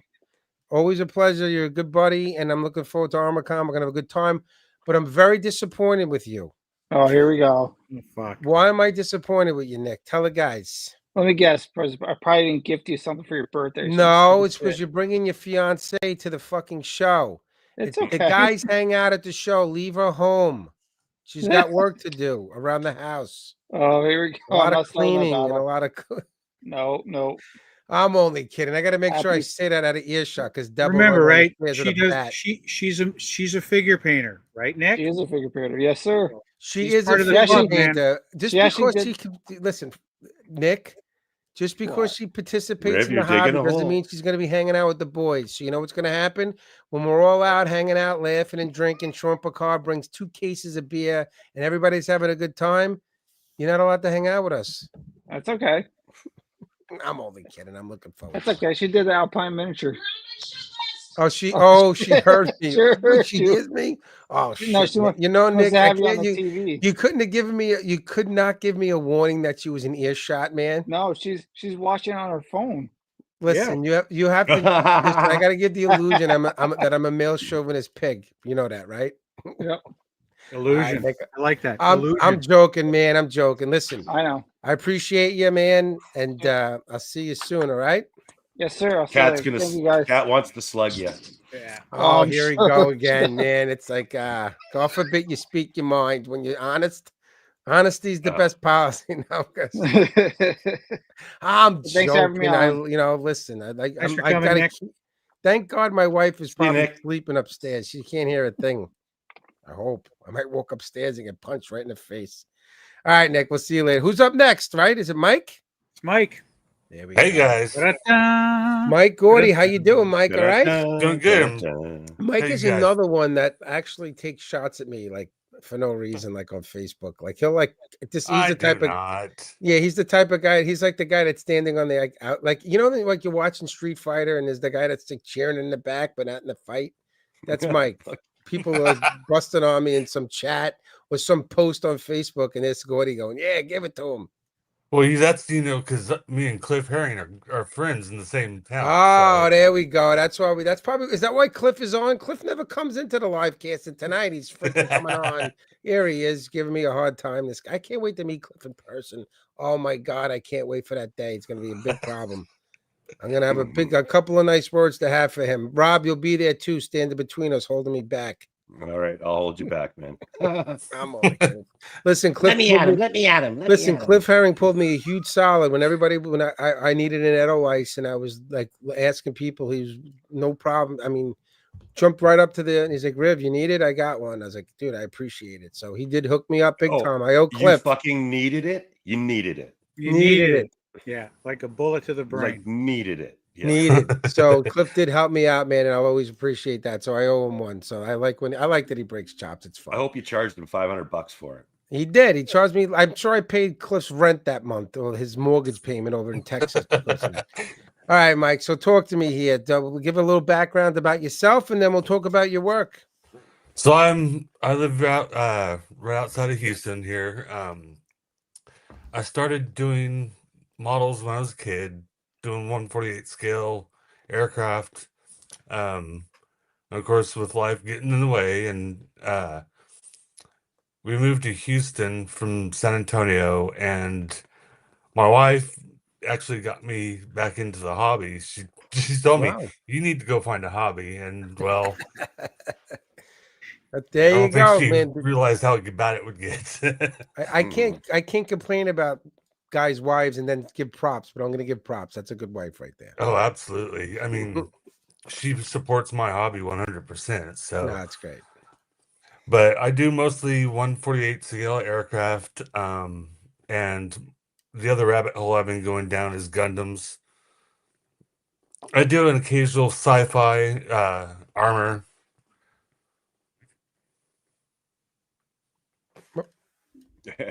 Do we lose? No, he's there. No, Did you hear him, Riv, or no? No. You do. No. I was reading something. You said you do occasional armor. I heard you say you do occasional armor. Oh, did you say yeah, something up there? And Gundams. Oh, and and Gundam. Gundams, mostly 148 scale aircraft though. Dude, well, listen. As long as you're having fun, right? You're all over the place with your Absolutely. builds. Cliff's saying, "Show us the shirt, Mike." Right. I was trying to read what he was writing because I see Cliff is right. saw that Oh, okay. aircraft There you model. There's a running joke. I've been in a lot of shows and I've never placed with an aircraft, even though Okay. that's my thing. I've placed in armor, Gundam, sci-fi, never aircraft. So that's where that joke, t-shirt joke comes from. Okay. Well, listen, that was that. You're gonna get. You know what? You're gonna place this year. What's the next show? January 3rd in San Antonio. January. It's not too far away. It's like 5 months away. Something like that, yeah. About 5 It's months. far away. enough, and it can stay that far away. Actually, Yeah, but- January is like it's gonna be like -5 over where Rob is, so he's not happy about that. -5. It's like Try -40. Fucking 40. Yeah. You're in Canada, man. Who knows? What Hey the Rob, fucking I would take temperatures that are. weather, okay? Come on up and check it out, man. We All still, right, Mike, you I still talked, barbecue even -40. So there you go. Now, you know what, Rob? I'm gonna tell you right now. You've been on the wagon doing well. I don't know if you want to stand outside not being drunk anymore, bro. You used to have your little bottle of whiskey or brandy, whatever you would drink, and keep you nice and warm. Now at least now you're sober. You ain't gonna be Yeah. standing outside. Well, I just got to get a thicker jacket, I guess. Polar bear jacket. All right, Mike, talk to us here. What do we got? So this is the tail of the that is the Monogram EA6B Prowler in 148. Okay. And so I've rescribed the entire thing. It's got an Ares cockpit and the Wolfpack update set to make it up to the standard just before they were retired. There we go. There we go. Okay. Adams may know this. This is one I started a while back and haven't gotten back to it yet. I actually sliced my hand open working on it. So, Oh shit. Uh-oh. How'd you do that? What'd you do? Stitches. so that the wing fold resin piece on the top of the wing, you see it's not on the other wing. It came off and the X-Acto knife went into my hand. Oh yeah, dude, that sucks. But Did you get stitches? yeah, I had to get 3 stitches. Fuck, you just wrap it with electrical that's tape. Keep going, man. That's how. Nothing's worse than stepping on an X-Acto blade with your bare foot, though. Remember when I did that, Rob? Yeah. Right. Ugh, that was a terrible experience. Wow, this is great work, Mike, on this cockpit. I wish we can zoom in over here. Talk to me. What'd you do here? So that's the actual Ares cockpit. Okay. And it came with the entire cockpit, the consoles, the seats and everything. And I painted it gray and black and picked out the switches and dials, either brush or dry brushing or with a small paint pen. And then not all the seats are done quite yet. But Okay. Mad Genius is asking if you rescribed the panel lines on this. Yes, the whole thing is rescribed and re-riveted in places Wow. that it needs to be. A lot of work, man. A lot of work on that. Yeah, this is always intended to be a long-term project, Mhm. because I wanted to make it really beat up. Like, I've got pictures of some really beat up, worn out prowlers on cruise, and that's the one I want to make it look like.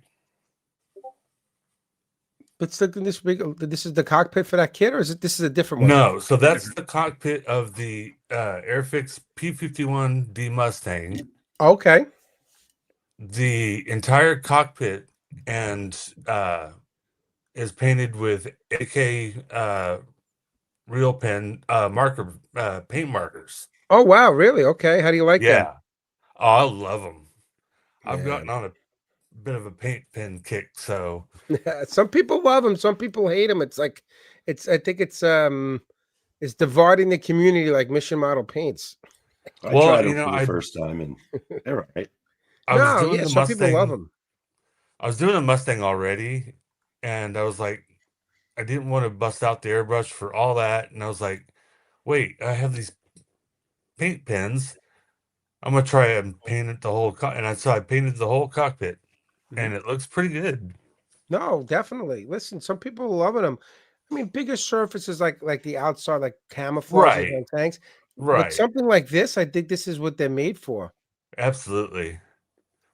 And I've got the real colors. I've got their new the new line of paint pens they got, Okay. Playmakers. I'm not Yeah, the familiar. playmakers have a much better point on them, eh? Better, Yeah. better use. Yeah. That's But I've 8K? gotten Yeah. some display ones as well, and I use them a lot. I think Nice. Rick is in here. Rick Lawler was in here. I remember. Yeah, I I think saw Rick that. I know Rick was in here just a little while ago, and I think it was at Amps. Rick was doing demos at the show because there was like that. He was doing some. I think Rick was doing.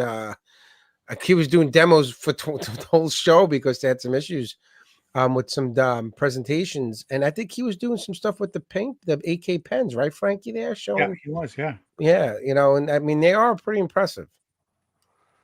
But that's the Mustang there, all ready for paint. Hmm.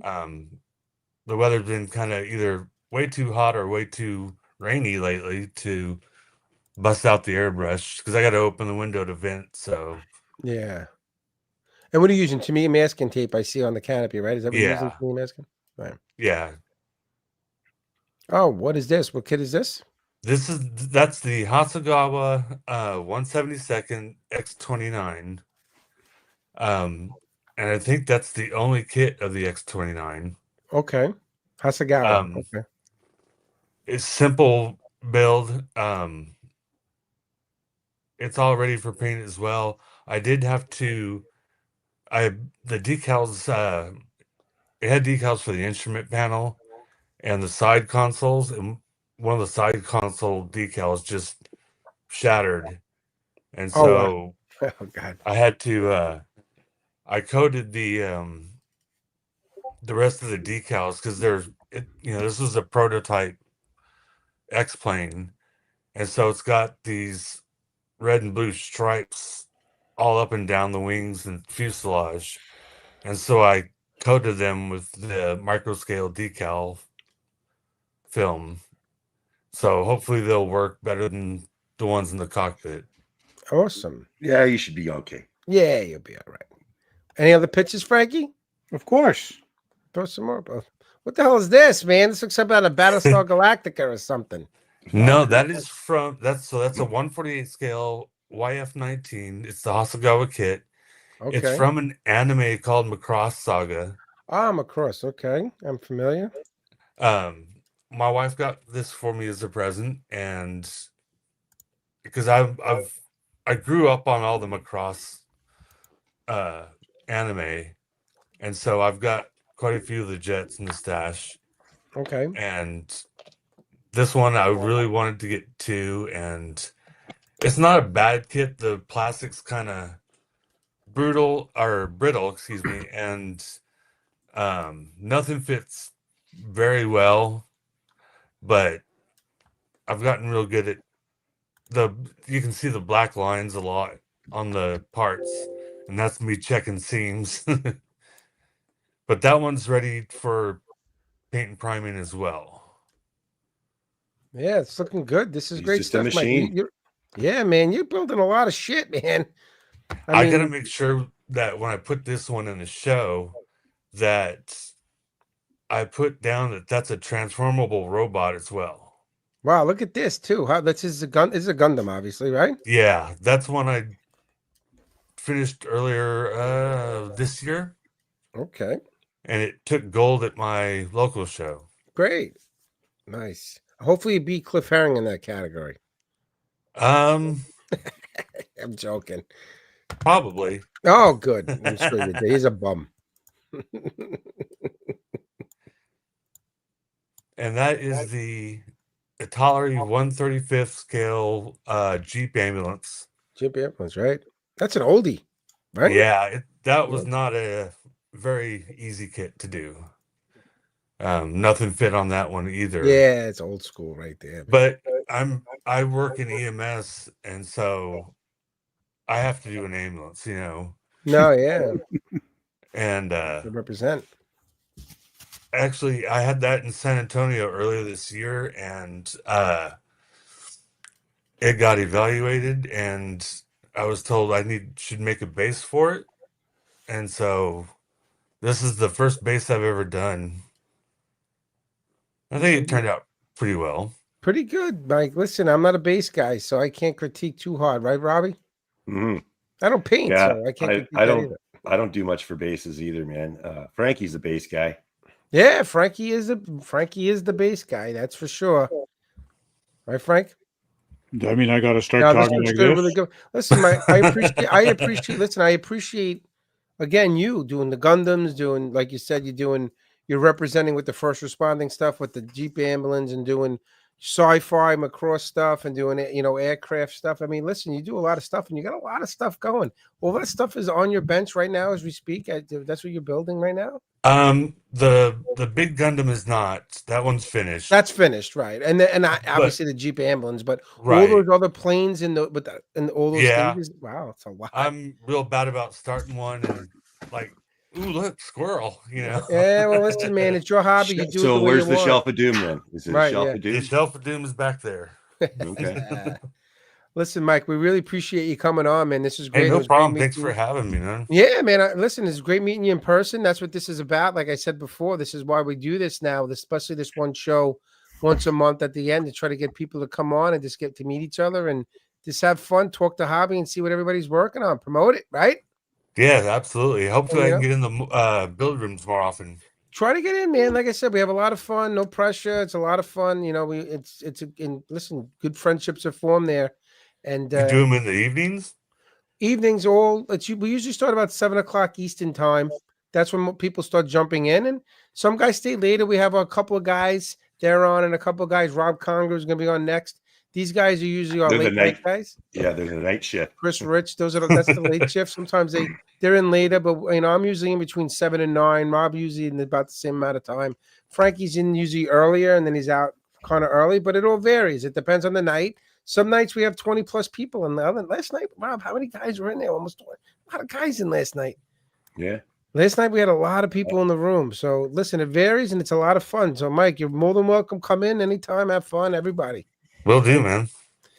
All Mike, right. thanks again, bud. I appreciate it. All right. Thanks, man. Mr. All right, we're Gordy. gonna throw you backstage. Don't leave. Hang out because we're gonna talk when we're done. So we're gonna All get Rob Conger in here. Rob, yo, what's up, Oh. buddy?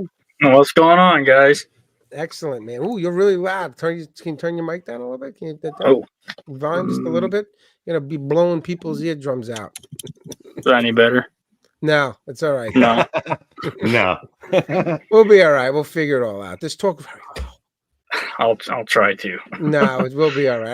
I love Rob. He's got the 148 scale.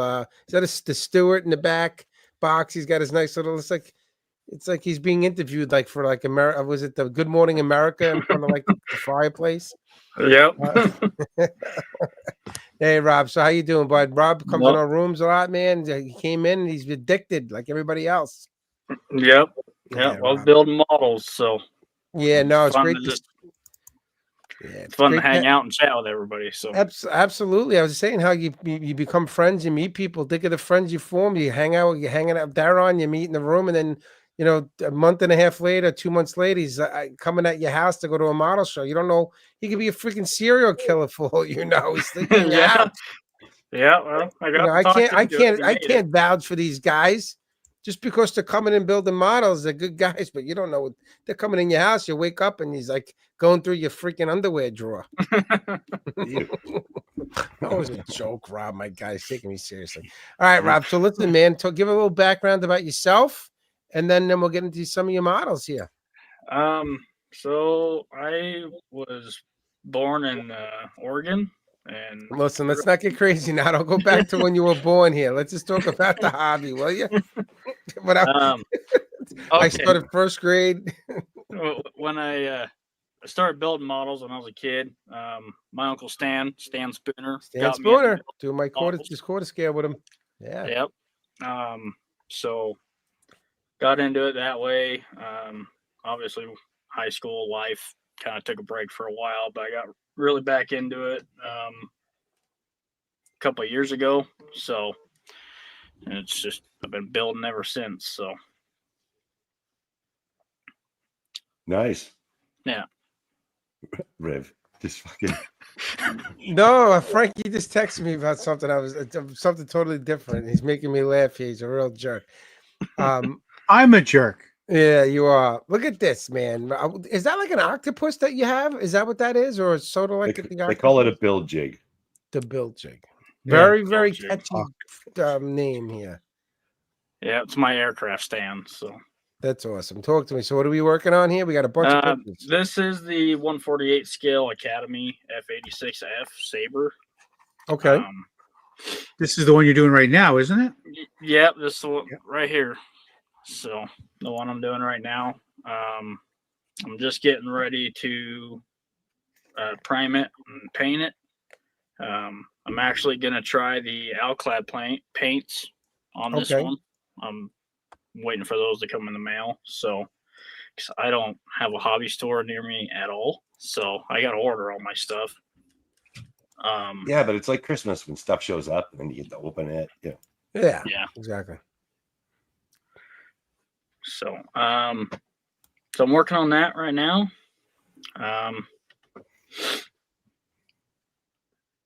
Talk to me, overall, man. it's- There's no dead air here. We're gonna talk. It's going. For an Academy kit, it went together pretty well. Yeah. I've built Academy kits in the past that they're Right. I kinda remember when you hit or miss. started building this. You started building this not too long ago. So, how was it putting this sucker together? It was pretty good. Everything went into places pretty good. Had a few spots where I had to do some filling with some sprue goo. Okay. Some sanding in some areas, mainly right like on the nose. Mm-hmm. That was kind of a major fitment issue right there, but I got it. How big all was smoothed the gap to be filled on the front? out. Just a little bit, not too much. And you're using the sprue glue, meaning like you're throwing the sprue into your extra thin, letting it melt, and then brushing it in or something. Yep.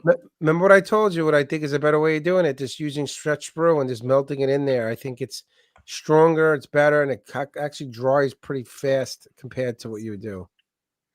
Yeah, definitely. Yeah, I And, want to try it. I want to try that. So, Kat's asking if you're going to do the box art version of this. yes. So that's okay. Excellent. Yep. I'm gonna do the box art version. So. Yeah, look at this. Greetings from Tijuana, Mexico. That's awesome. Tijuana. Hello. Tijuana. What do we got? What do we got next, Frankie? Well, what we got next is this little puppy.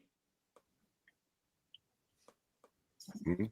Hey, look Oh, at there you that. go. Talk to me. What'd you do? What kit is this? Would you? This is the Tamiya 148 scale BF 109E Trop. I think this was like the third paint scheme that was in the instructions I decided to do. I wanted to try out the kind of the bigger splotches of the camouflage.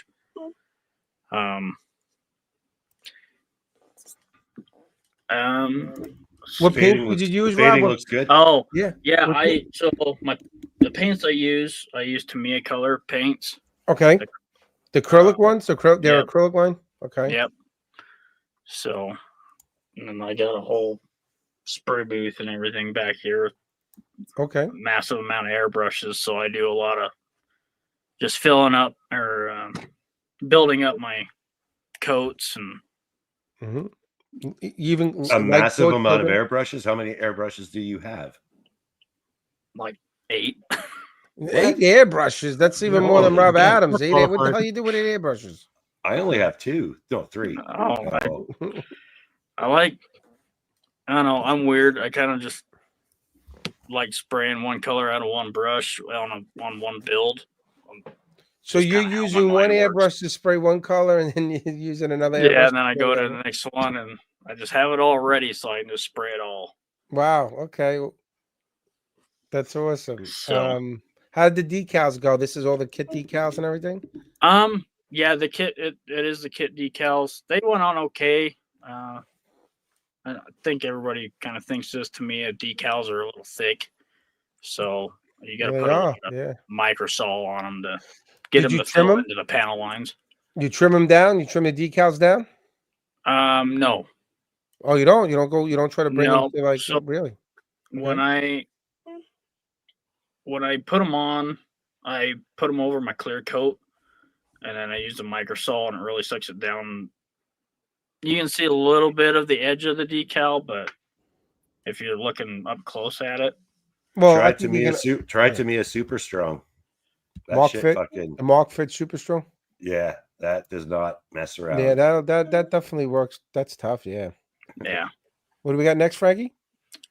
No. This is what I've been hanging out with Robert over the summer watching him put together. Oh yeah, this was cool.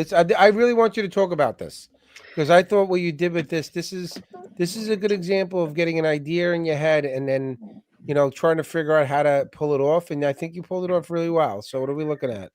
This is the Revell B25J bomber that I did. I just got done with it a couple weeks ago. I kind of was tossing around ideas on how I wanted to do it. But I actually have an older version of this plane that I built when I was a kid. Told myself, oh, I'm gonna rebuild it and do it right this time, So the other one I have just trash. No, but this is really cool. So talk to me. What's the kit again? And what would you do to paint it? And then with the way you did the bombs coming out, talk to me. What'd you do here? So yeah, it's the Revell B25, 148 scale. I got it all put together, started painting it. I primed it with the Tamiya surface primer. Mm-hmm. Got it all smoothed down and got all the rough edges out of it. And then I go over the panel lines with just Tamiya flat black, pretty thick. I want them pretty dark, so when I start building up my base coats, I bring them out pretty good. So, Listen, this is a great idea. Even somebody like over here, a lot of people are saying, "What a cool idea here." So Dean is even saying it's a cool idea. And I know that you were talking about this, that you wanted to show this, dropping the bombs, and I think you did a great job pulling it off. Well, it's a ceiling hanger, right? The intent is Yep. to make it a ceiling hanger. Yep. So, and I stretched out clear plastic sprue to fix the bombs to the bottom of the aircraft. So that way, fishing line was kind of a because idea, it's gonna be but swinging it just and stuff. swinging around. I didn't want them swinging around. I wanted it to look like it just Right. dropped out of the bottom of the plane. If you were able to make a acrylic stand for this to bring to a show, you might be able to pull it off. You'd have to figure out how to do that, though. That's the thing. Yeah, I'd have to. figure Listen, something out. I could be totally wrong here, but I know some of these I don't know what cars in my mind. Plane judges at these shows hate in-flight planes, right, Rob? Is that a thing? They hate when planes are in flight. Some do, some don't. It's like, yeah. well, I always thought It's that just was generally frowned upon for a lot. I frowned don't know. upon. It's like, Yeah. oh, I don't like the car in driving mode. For Christ's sake, what's the Christ? It's a plane. It's supposed to be flying, man. Yeah, It's not that's- it's frowned upon because you always are going to see some kind of acrylic thing sticking out of it or whatever. I don't know, You you know gotta what I get mean? past that. These guys gotta get past that shit. I know, but that's just one of And them. the good old boys. And then a club. lot of kits aren't designed to be closed up, so that becomes a whole other set of problems. It's Craig Jorbo. It's poor Craig on the podcast. I butchered his last name like an idiot. Poor Craig. He's like, you pronounced my name wrong. Sorry, Craig. I'm doing that in front of everybody. I said your last name wrong. Jorbo. For some reason, I thought there was a C in there in the last name. I'm an idiot. Rob, you do great stuff, man. This is awesome. I see you when you're building, man. You really, you're motivated, man. I love it. And you just had a new baby too. You got a lot going on in that conga house, man, with the 2 little daughters, cute as a button, man. That tells you enjoy it. Before you know it, they're 22 and they want nothing to do with you except money. Yeah.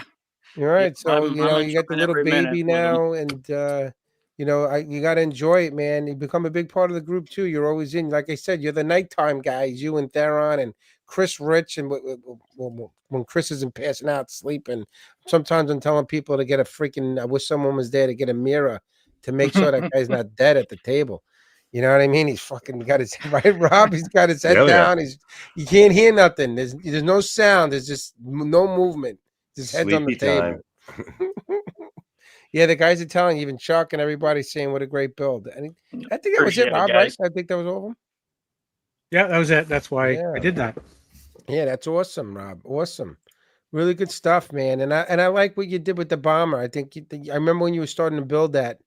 I think that was a good example of getting an idea and then trying to pull it off and figuring out how to do it. And I think you pulled it off. Yeah, appreciate it. Yeah, man. Excellent, man. Start building some armor. Get away Well, from the planes. that's the next one. Yeah, I'm breaking your chops. Your Uncle Stan will be proud of you building a quarter scale armor piece. Oh yeah, yeah. He told me on the phone the other day that I need to get back in the armor. So Yeah, we're gonna do it. Yeah. We had a good show with your uncle last week. The show last Thursday was great. A really good response. People loved it. He's a great model, a great guy. So yeah. all right, Rob. Thanks a lot, man. We're gonna throw you Yeah. backstage. We're gonna do a few more little things and we're gonna wrap it up. I think some Sounds people are good. starting to get itchy. I think they're tired of hearing Rob Adams' voice. So I think Thanks for having me on, guys. Thanks Yeah, for being thanks, on, Rob. I Rob. appreciate it, buddy. See you in the room, Yep. buddy. Excellent. To stay in the back. How do I get them? I gotta get this guy in the back. Awesome. So, did you want to show some of your stuff, Frank? Did you want to show what you were No, working on? I'm all I right. thought you wanted to do a little show and tell for us, because it is on the bench. Yeah, but I got no pictures available. So What do you mean you got no pictures? I'm going to be dark really quick. I'm going to see if I can bring some stuff up here. Can I get access to my photos? I don't even know. I got, I've been working on that M36 Jackson recently, but I did do the Tamiya pack gun, right? I gotta try to find this thing. Here we go. Tell me if my stuff is gonna come up here. This I should've thing's getting stayed- close. What's yeah, that? that's looking good. Look Rob. at that. This thing's getting close. There we go. So I just built. If anybody's familiar with what's going on right now with Tamiya had released this Pack 38, or at least announced it at the Nationals. It's a nice little kit, man. It built really well. But I don't understand why Tamiya does this stuff, and I'm going to try to bring this up and see if I can find one of the pictures of the barrel. How Tamiya still doing like the 2-piece muzzle brake, right? They do the barrel as one piece, but then they do like the muzzle brake in 2 pieces, and it just like baffles my mind that they still Well, do are you this gonna stuff. they're gonna make a slide mold just for that? I don't know, man. They got to Nah. figure that out and make it better, because the only way to properly do that is by. I think this is it here. Let me see if I can bring It's this up. impossible to clean the seam up inside. Almost. You know what I Right. mean? No, that's not it. That's me drilling out the. That's me drilling out the ammo. I thought I can probably see the barrel. I thought I have a picture of me filling in the barrel with stretch sprue, and I'm trying to look here of my pictures, and I can't see it right away. But like, this is a picture of the barrel after it's been sanded, right? So, the barrel, if you could see here, there's like, I mean, it's sanded smooth, but that's a 2-piece muzzle brake. And the only way to get that nice and smooth is by using like stretch sprue and then sanding it and getting it nice and smooth. And that's a macro lens taking that picture, because there's no other way that thing's going to stay in focus.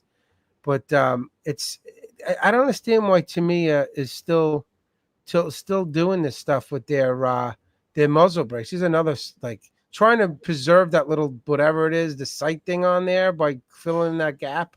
It's just crazy. So that was See, my only. that's a prime reason for 3D printing. You can't No. mold that in one piece. No, I understand that, but you know what? Other companies might mold that like in like two pieces, but I don't know. They don't give you a freaking mold line down the middle of it. You know what I mean? I want to see one other. I'm trying to see if we can see how it was before. I'm trying to see my pictures here. For some reason, I'm not seeing it, and it's driving me crazy. When I started filling in that thing, maybe I didn't take a picture of it, and I'm thinking maybe I didn't do it. But yeah, it's like it's a great piece, man, and I definitely recommend this model from Tamiya. They did a really good job on this model. It's the little kit. The figures are all 3D scanned models, so that they're really cool. So I definitely recommend it. You know what I mean? I got one, Rob. Can I show one? Yeah, go ahead. Yeah, look at this. Look at Frankie. That's what one was that the 1/44 scale now? Yeah, that's 1/144 scale. Wow, that's a great piece, Frankie. 1/44 scale, man. That's like the penny. That's the freaking Canadian penny, which is actually worth. What would that be in American money? Nothing. We just throw them they're at gone you. now. Yeah, we don't even use pennies up here. But They're not worth anything. That's why. This kit made you happy because it's got photo etch. No, you did a good job on this, and you know, Frankie, you pulled off that base too, and you did this like in 3 or 4 days. No, one. One day, even worse. You built it in 1 day, for Christ's sake. This one took a couple of days. This was the other one I did after you had done your build for the magazine. Yeah, that's the Magic Factory kit. Yeah. So, and again, because of amps, I figured I'd start doing some bases and stuff. So, listen, this is another nice kit. The only problem with this kit, not that you built, but the kit itself, that when I built this kit too, is the width indicators on the fenders are way out of scale, man. And the star, yeah, the antennas are way out of scale. So way too thick. And yeah, and the smoke dischargers are on massive fucking gates. Right. So if you don't have single edge cutters, my buddy Ron printed me off some 3D ones, which fit, and basically they're Tiger Tank smoke dischargers from the Tiger Tank Cults kit, and they fit perfectly. So I would recommend changing them. But that was a great kit, and it was just nice making an angled base. And yeah, it's really easy to transport this stuff, which is kind of nice. I think I have just one more I'll brag about, only because it's a monster there. Let me just see if I can find it. You were saying something, Rob? No. Show one thing, and I just want to show one other thing to people. So if they're go for it. No, what I was going to show is I'm doing the Jackson. It's going to be in the next issue of Military Modelcraft, and of course, it was supposed to be out of the box, and I can never do that. The Jackson is really good. Obviously, there's a lot of issues. One is all the grab handles are all like molded solid, typical Tamiya, which is really, really annoying. But all the toe shackle bases on the front of the model are all like separate. So you got to fill them in. On the real model, they were all like what do you call it? Solid, right? So on this model here, if you could see here, I'm like filling it in with stretch sprue and then using Mr. Surfacer and sanding it so I can get the cast texture to make it look like it's all one piece. Like they're meant to be one, and like that was just one thing, but this is like the finished product of doing. I'll try to see if you can see this here after doing it all with the cast texture.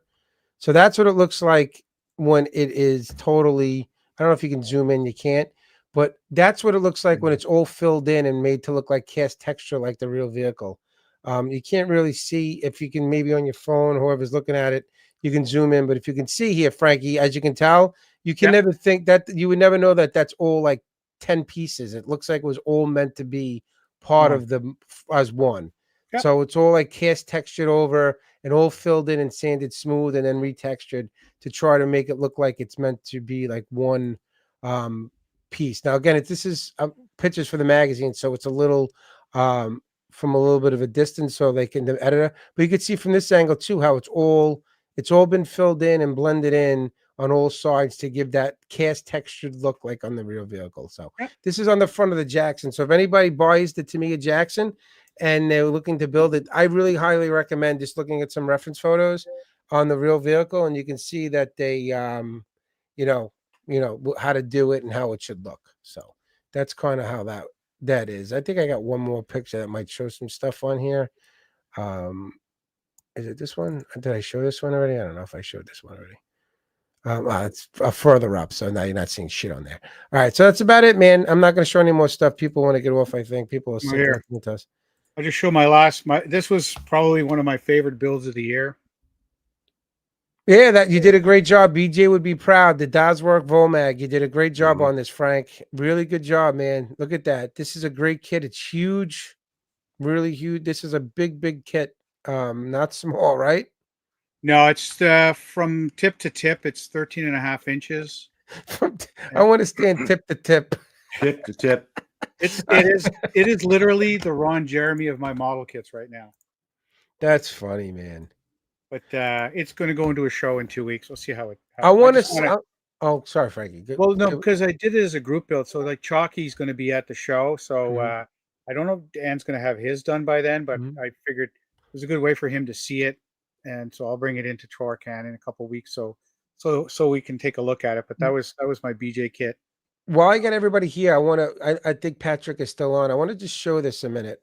This is what we were talking about. I got to remove your thing, Frankie. Yep. I don't know why this isn't going up here. There it is. So Patrick, you're watching, right? This one right here is my mini art kit, and these are the Mike Resin 1/72 scale 3D printed tracks on the mini art Stug. And look at those tracks, man. Hold on, we're gonna add him to the stage really quick. You see that? So when you posted this, you posted where you got the tracks. Yeah. And I was dead set on getting some, but then I got into the kit and I was like, man, this is pretty detailed. And I've got 2 Rifle model kits that have got a bazillion pieces each. Right. I don't need the workable tracks on that. So I just went ahead and fit. I wanted them, but I was like, just don't. And plus they were all the way on the other side of the world. And it's ironic. I took this picture and I didn't realize that the back return roller fucking fell off. It's not in the picture. Oh, it's all right. Shit happens, right? Yeah, but this was a really and you can see it on this side too. On this one, I think it's going to pop up. That's the other side, and then they're all over the place. The road wheels on the they were horrible. But this is another set of tracks. The other one was open guide horns. These are the solid guide horns, and with the thing. So this is 1/72. So if people don't realize, this was taken with a macro lens to make it look that clear, so you can really see it. And then you can see a comparison that I've done with the 48 scale. So this is a 48 scale Tamiya kit next to the 72nd scale. 72nd scale mini art Stug. So it looks like a 48th and a 35th or whatever. But did you have to put the tracks together? Yeah. And the tracks on the 48 scale is also Mike Resin tracks. So I did this for an article to show the tracks on them. I gotcha. Yeah. So I just wanted to show you those tracks on that mini art Stug. Yeah, I remember that. Those are yeah. Awesome. It's really impressive, man. And this kit, that 72nd scale Stug is a really freaking good kit, man. It really is. It really is. And the cool thing about this, Frankie was gonna know this, is this 48 scale Tamiya Stug. You can't get this anymore. That Attack Zimmerit set to do all that waffle pattern, because that was all that kit was all let me just show you really quick, Pat. You'll get a kick out of this. Let me see if I can find it. That kit was all one piece. Do I have it around here? I don't even know if I even have pictures of it anymore. that 48 scale Stug was all Was that one big chunk of resin? yeah, it was one big piece of resin. Yeah, Wow. I don't see I was thinking to see if I still have these pictures here, and I don't see it. I don't think. No, I don't see it. Let me see. Way to So come was it a- prepared, fucker. Was it I a- wasn't expecting. I wasn't really. Oh, here we go. I do have some pictures. So was it cast or was it a Yeah, 3x3? it's all like one piece resin like that. Wow. The whole upper hull is all one piece resin, and on these, well, this is before I used the Mike resin tracks. These are full tracks, 148 scale with Aber photo etch and then doing whatever. But this actual hull of this kit of the Stug, you can't get it anymore. Attack, for some reason, they stopped making it. And the only reason why I was turned on by this is because Luke Pitt had done, he had the cover of Military Model International magazine, a Model Military International, which is the double day publication, like Tamiya magazine. Right. And I was like, wow, that's a great update set. So I wound up picking up, but you can't get this anymore, which That is was really weigh disappointing. like 6 pounds. Yeah, it was With the metal tracks. but it was really cool, man. I had to share that because it was really, really cool, So I thought you would get a kick out of that. You can't get a Zimmerit set for. They don't make. I mean, you can get a waffle pattern. You can get a 48 scales waffle pattern Zimmerit maker now, but you can't. I don't think Attack even makes a 48 scale Zimmerit waffle pattern set anymore. So Wow. yeah. You'd have to go old school. And You have to go old school, man. Yeah. So I wanted to share that, man. So actually, you're on the Appreciate it. screen. I'm going to keep you on. A couple of guys are still backstage. Guys, whoever's backstage, don't leave. But we're going to try to kind of sign off a little bit. But before we do, I'm just going to say a few things. There is going to be a new episode is going to be dropping for the podcast probably this weekend. I was shooting for tomorrow, but I don't think it's going to happen. But it'll definitely be out for the Labor Day weekend. Very quick turnaround from our last episode. A really big special announcement on this episode. So if you do listen to the show, definitely listen to this next podcast. It's a great big announcement. I think it's going to be great, and people will really enjoy it, especially you, Patrick. So make sure you listen to it. It's right up your alley.